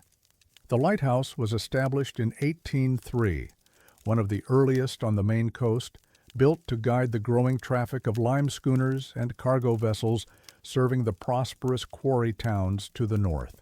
The original stone tower was replaced in 1852, and a new Fresnel lens was installed in 1857, a second-order bivalve design manufactured in Paris by the firm of Henri Lepaute, one of the premier lens makers of the era. The Fresnel lens was a marvel of 19th-century optics. Hundreds of precision-cut glass prisms arranged in concentric rings, designed to capture and concentrate the light from a single flame into a beam visible for 17 miles. The lens stood nearly 6 feet tall and weighed more than 1,000 pounds. It was, and remains, among the most beautiful and complex instruments ever created for maritime use. The lens at Whitehead served continuously for 125 years, rotating on a bed of liquid mercury, its intricate glass surfaces cleaned and polished by generations of keepers. When the station was automated in 1982, the Coast Guard arranged for the lens to be removed and transported to a conservation facility for restoration. It was during this removal that the workers made their discovery. The removal. The lens extraction was overseen by a team from the Coast Guard's Aids to Navigation Unit, assisted by specialists from the Maine Maritime Museum who would eventually house the restored artifact. The work took 3 days, complicated by the lens's weight, fragility, and the narrow confines of the lantern room. On the second day, September 14, 1982, a technician named Edward Reardon was documenting the lens's condition when he noticed something unusual. According to his initial report, later suppressed from the official record, he observed what appeared to be smudges on the interior surface of one of the central prism panels. Reardon assumed the marks were residue from the manufacturing process or deposits that had accumulated over the decades. He photographed them for documentation purposes and continued his work. When the photographs were developed the following week, the marks were clearly identifiable. They were handprints. 2 of them pressed flat against the interior surface of the glass, palms and fingers clearly defined, positioned approximately 4 feet above the lens's base. The prints were oriented as if someone had been pushing outward from inside the lens. The lens's interior was not accessible. It had been sealed at the factory in Paris and installed as a complete unit. No maintenance procedure involved opening the lens itself. No keeper, no inspector, no technician had ever been inside, and yet someone had pressed their hands against the glass from the inside. The analysis. The handprints were examined by forensic specialists at the Maine State Police Crime Laboratory in Augusta. The request came through unofficial channels. The Coast Guard wished to understand what they were dealing with before filing any formal report. The laboratory's findings, contained in a memo, dated October 3, 1982, confirmed that the prints were genuine impressions from human hands. The ridge patterns were consistent with an adult male, average hand size, with no notable scars or deformities. The prints showed some degradation consistent with age, but remained remarkably well preserved. The specialists could not determine when the prints had been made. The sealed environment inside the lens had prevented the normal processes of deterioration, leaving the impressions in a kind of stasis. These prints could be 50 years old or 150 years old, the memo concluded. Without a reference sample for comparison, precise dating is not possible. The Coast Guard quietly obtained fingerprint records for every keeper who had served at Whitehead Light since 1857. 13 men had held the position over the century, and a quarter the lens was in operation. None of their prints matched. The search was expanded to include assistant keepers, inspectors, and documented visitors to the station. No match was found. The man whose hands had pressed against the inside of the glass was not in any record. What the archivists found. The discovery of the handprints prompted a deeper investigation into the lens's history. Researchers at the Maine Maritime Museum examined shipping records, installation logs, and correspondence from the lighthouse's early years, hoping to find some explanation for how the prints might have been made. What they found instead was an absence. The Henry Laporte Company had shipped the lens from Paris in March of 1857. It arrived in Boston in May and was transported by coastal steamer to Rockland, where it was loaded onto a smaller vessel for delivery to Whitehead Island. Installation was completed in June of that year. The lens was inspected upon arrival and certified as complete and undamaged. The installation report, signed by the district superintendent, notes that the lens was of excellent quality and free from defect. No mention of handprints, no mention of any anomaly whatsoever. Archivists then examined records from the Henry Laporte factory, seeking documentation of the lens's construction. The company had been meticulous record keepers, and their archives, now held by the Musée National de la Marine in Paris, contained detailed information about each lens they produced. The records for the Whitehead lens were incomplete. The manufacturing log showed the lens entering production in September of 1856 and being shipped in March of 1857. But the pages covering the final assembly phase, January and February of 1857, were missing. Not damaged or destroyed, simply absent, as if they had been removed. A notation in the margin of the shipping manifest, written in a different hand, read, "Conditions of completion unusual. No further inquiry." No further inquiry was made. The workers who wouldn't sign the restoration of the Whitehead lens was completed in early 1983. The handprints were carefully cleaned from the interior glass, a painstaking process that required partial disassembly of the lens structure for the first time since its manufacture. The work was performed by a team of 4 conservators under contract to the Maine Maritime Museum. Their names do not appear on the final restoration report. This omission was deliberate.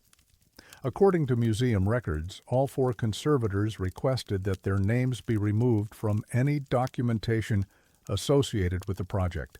They cited personal reasons and declined further explanation. Only one of the 4, a woman named Grace Holloway, ever spoke about her experience. In a 2001 interview with a maritime preservation journal, Holloway discussed her career at length, but became evasive when asked about the Whitehead lens. "I've restored dozens of Fresnel lenses," she said. "They're beautiful objects, works of art as much as navigation aids. I've never had any trouble with them." When pressed about Whitehead specifically, she paused.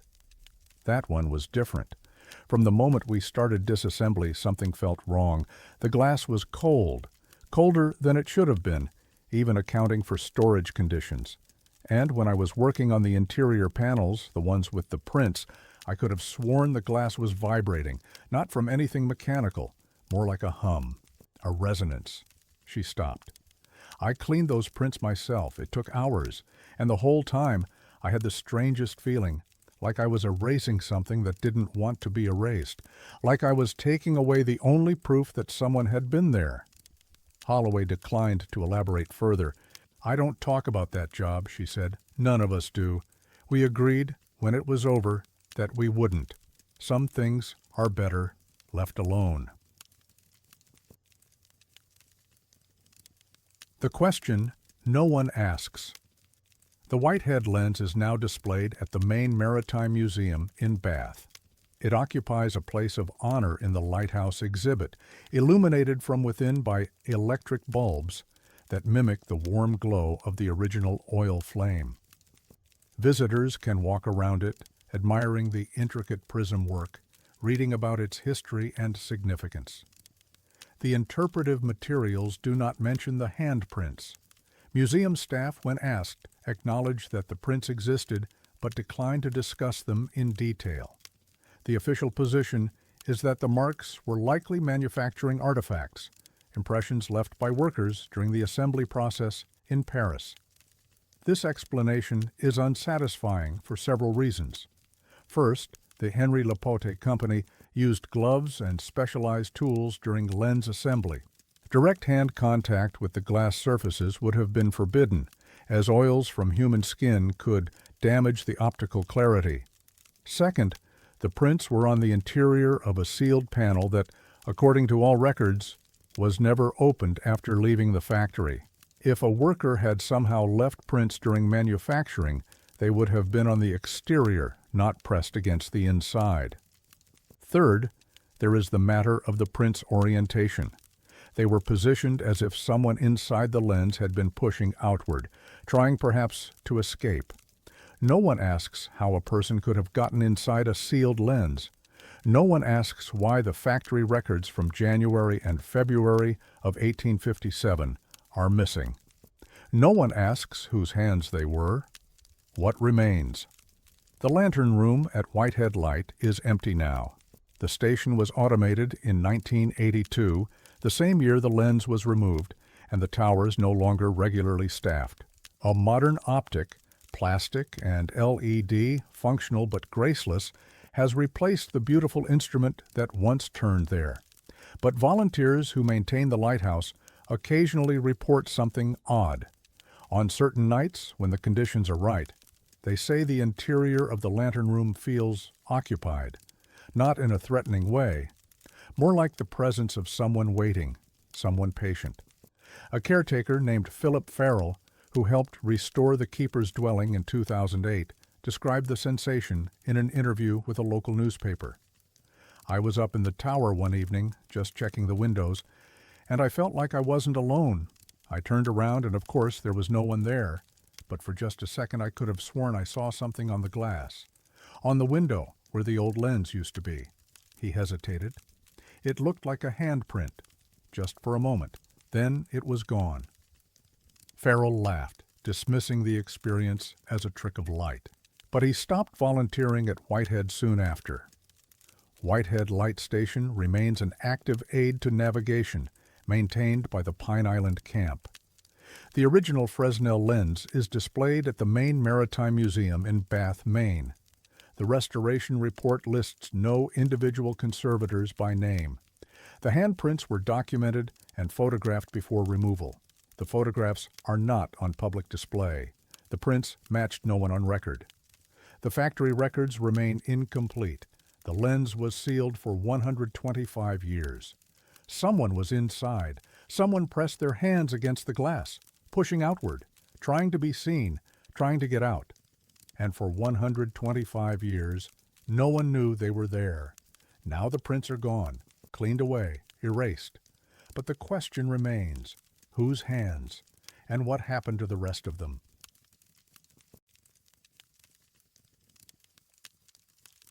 17 graves, 6 accounted for. A map drawn decades before anyone could have known where the bodies lay. The island at the edge of everything Libby Island rises from the Atlantic approximately 5 miles off the coast of Machiasport, at the easternmost navigable waters of the United States. The island is small, barely 20 acres of granite, grass, and stunted spruce, and profoundly isolated. The currents that surround it are among the most treacherous on the Maine coast, with tidal rips that can reach 10 knots during peak flow. Fog blankets the island more than 200 days per year. The lighthouse was established in 1817, one of the earliest federal light stations in Maine, built to mark the entrance to Machias Bay and guide vessels past the lethal ledges that extend invisibly beneath the surface for miles in every direction. The original towers, there were two to distinguish the station from single light stations elsewhere, were replaced in 1824 and again in 1884. The current structures, a pair of white cylindrical towers connected by a covered walkway, stand approximately 60 feet apart. For more than a century and a half, keepers and their families lived on Libby Island in almost complete isolation. Supply boats came monthly in summer, less frequently in winter. Medical emergencies meant waiting for weather calm enough to allow evacuation. Children were born on the island, people died there too. The documented deaths are few. Lighthouse service records show 6 individuals who passed away on Libby Island between 1817 and 1950. 2 keepers, 1 keeper's wife, 2 children, and an assistant who drowned attempting to reach the mainland during a storm. 6 deaths, 6 potential graves, but the radar found 17. The survey of 2008. In the summer of 2008, a team from the University of Maine's Archaeology Department conducted a ground-penetrating radar survey of Libby Island. The project was part of a broader study of historic lighthouse stations funded by the Maine Historic Preservation Commission. The goal was to document any buried structures, artifacts, or features that might inform future preservation efforts. The survey was led by Dr. Rachel Summer, a specialist in historical archaeology who had conducted similar studies at other remote Maine sites. Her team spent 4 days on Libby Island, systematically scanning the ground around the lighthouse complex. The initial findings were unremarkable. The radar revealed the expected: foundation remnants from earlier structures, a collapsed cistern, buried sections of pipe and conduit. Nothing unusual for a site with nearly 2 centuries of continuous habitation. Then the team scanned the area behind the keeper's residence. The radar returns showed 17 distinct anomalies, arranged in 3 rough rows of 5, 6, and 6. Each anomaly was consistent with a subsurface void, the kind of signature produced by a coffin or burial cavity. Dr. Summers' preliminary report, filed in September of 2008, described the findings in measured terms.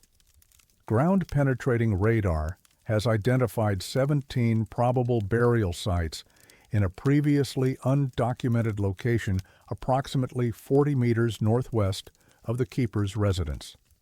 The sites are arranged in parallel rows consistent with cemetery organization. No surface markers are present. No documentary evidence of a formal burial ground at this location has been identified. The report recommended further investigation. That investigation has never been conducted. The records that don't explain, following Dr. Summers' discovery, researchers at the Maine State Archives and the National Archives in Washington conducted exhaustive searches for documentation of burials on Libby Island. They found records for 6. Keeper Isaiah Small died in 1847 of consumption and was buried on the island. His wife, Margaret, followed 2 years later. Their graves were documented in Small's successor's first log entry, buried beside the cistern with markers of local stone. No stones remain.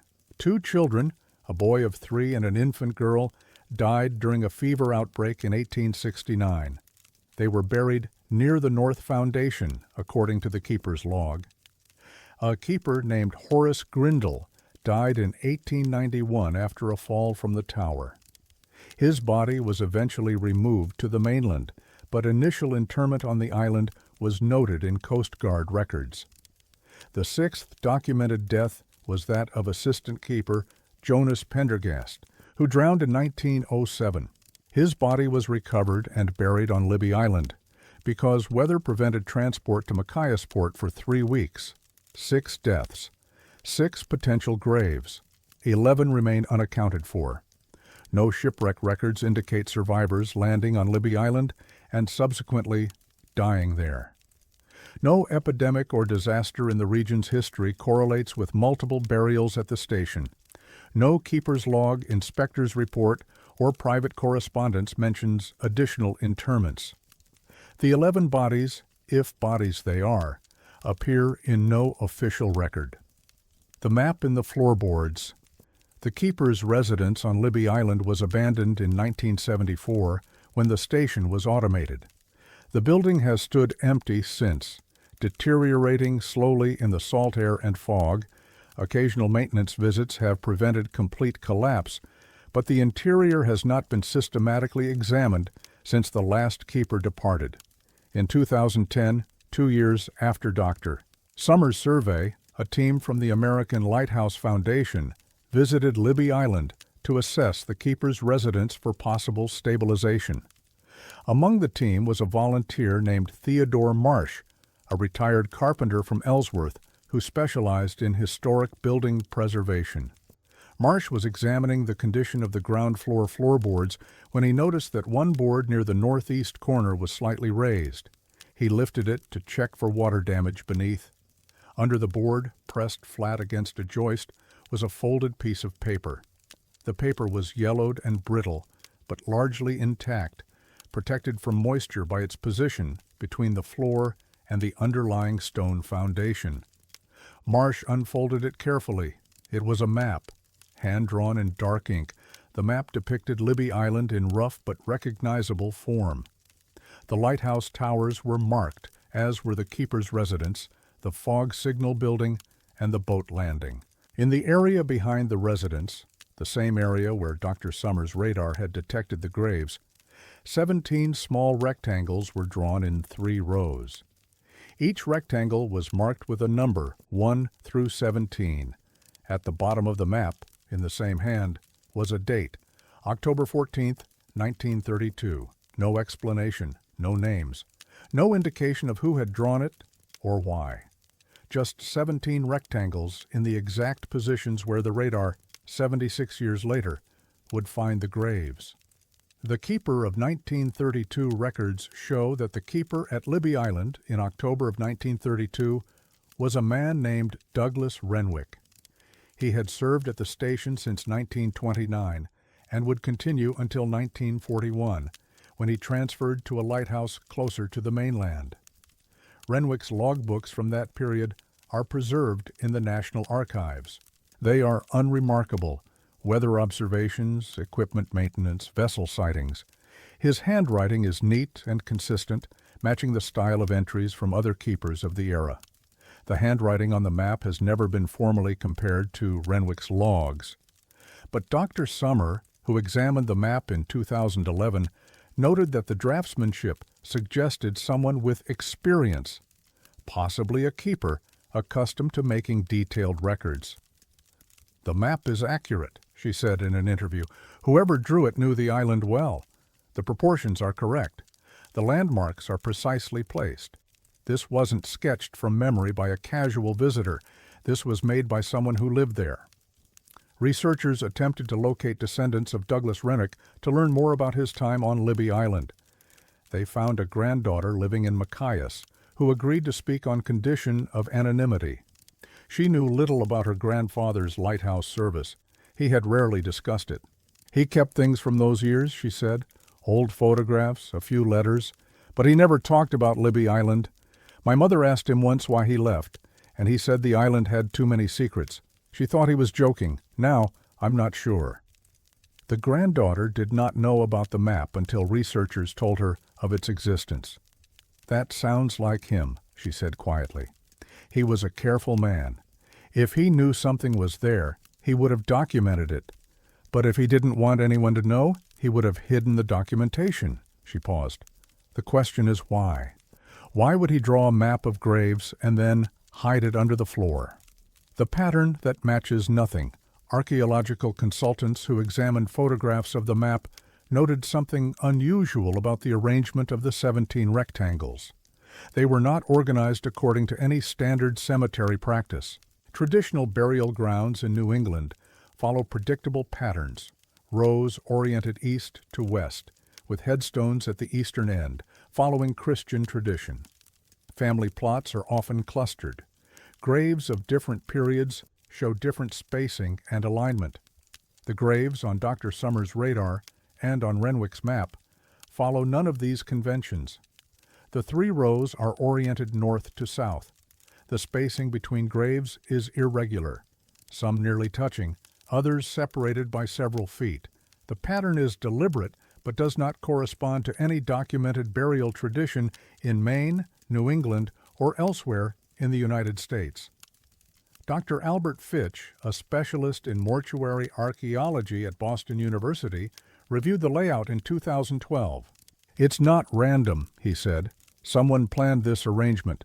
But I can't identify the organizing principle. It's not chronological. The spacing doesn't suggest sequential burials over time. It's not familial.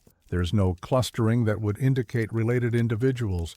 It's almost ritualistic, but it doesn't match any funerary tradition I'm familiar with." He paused.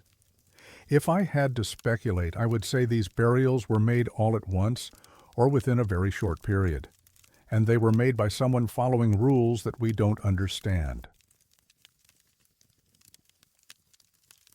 What lies beneath the 17 graves have never been excavated. Following Dr. Summers' survey, the Maine Historic Preservation Commission considered authorizing an archaeological dig to determine the identity of those buried on Libby Island. The proposal was reviewed, debated, and ultimately tabled. The official reason was budgetary. A full excavation on a remote island requiring boat transport of equipment and personnel would cost more than the commission could justify for a project with uncertain outcomes. Unofficially, there were other concerns. Dr. Summer, in a 2014 interview, acknowledged that some members of the commission were uncomfortable with the implications of the discovery. "There was a feeling that we might be opening something better left closed," she said. 17 unidentified graves, a map that predates the technology that confirmed them, a pattern no one can explain. It raised questions that not everyone wanted answered. She added, "Archaeology is supposed to be about understanding the past. But sometimes the past doesn't want to be understood, and sometimes, honestly, I think it's better that way." The graves remain undisturbed. The map remains in the collection of the Maine Maritime Museum, stored in an acid-free folder in the archives. It is not on public display.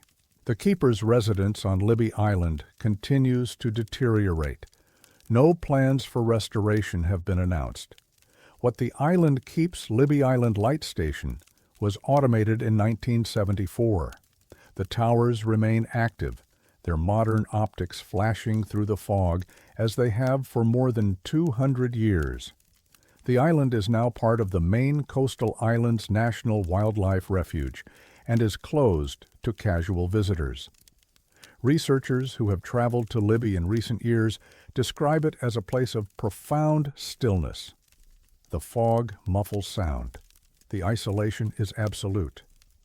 Standing among the abandoned buildings, one volunteer said, "It is easy to believe that you are the first person to set foot there in decades, and easy to believe that you are not alone."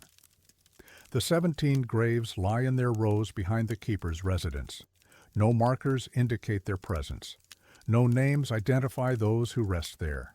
The ground is covered with tall grass that bends in the wind off the Atlantic. 17 people, if people they are, were buried on this island. 6 we know, 11 we don't. Someone knew where they lay. Someone drew a map in 1932, decades before any technology could have revealed what was beneath the surface. And someone hid that map under the floorboards, where it waited 78 years to be found. The questions remain. Who are the 11? How did they die? Who buried them? And how did Douglas Renwick, or whoever drew that map, know exactly where they were? Libby Island Light Station remains an active aid to navigation, maintained by the United States Coast Guard. The island is closed to the public. The 17 burial sites identified in 2008 have not been excavated. The map dated 1932 is held in the archives of the Maine Maritime Museum. Douglas Renwick died in 1967 in Machias, Maine. He never spoke publicly about his time on Libby Island. The graves remain unmarked. The names remain unknown. The island keeps its secrets. It always has. Perhaps it always will.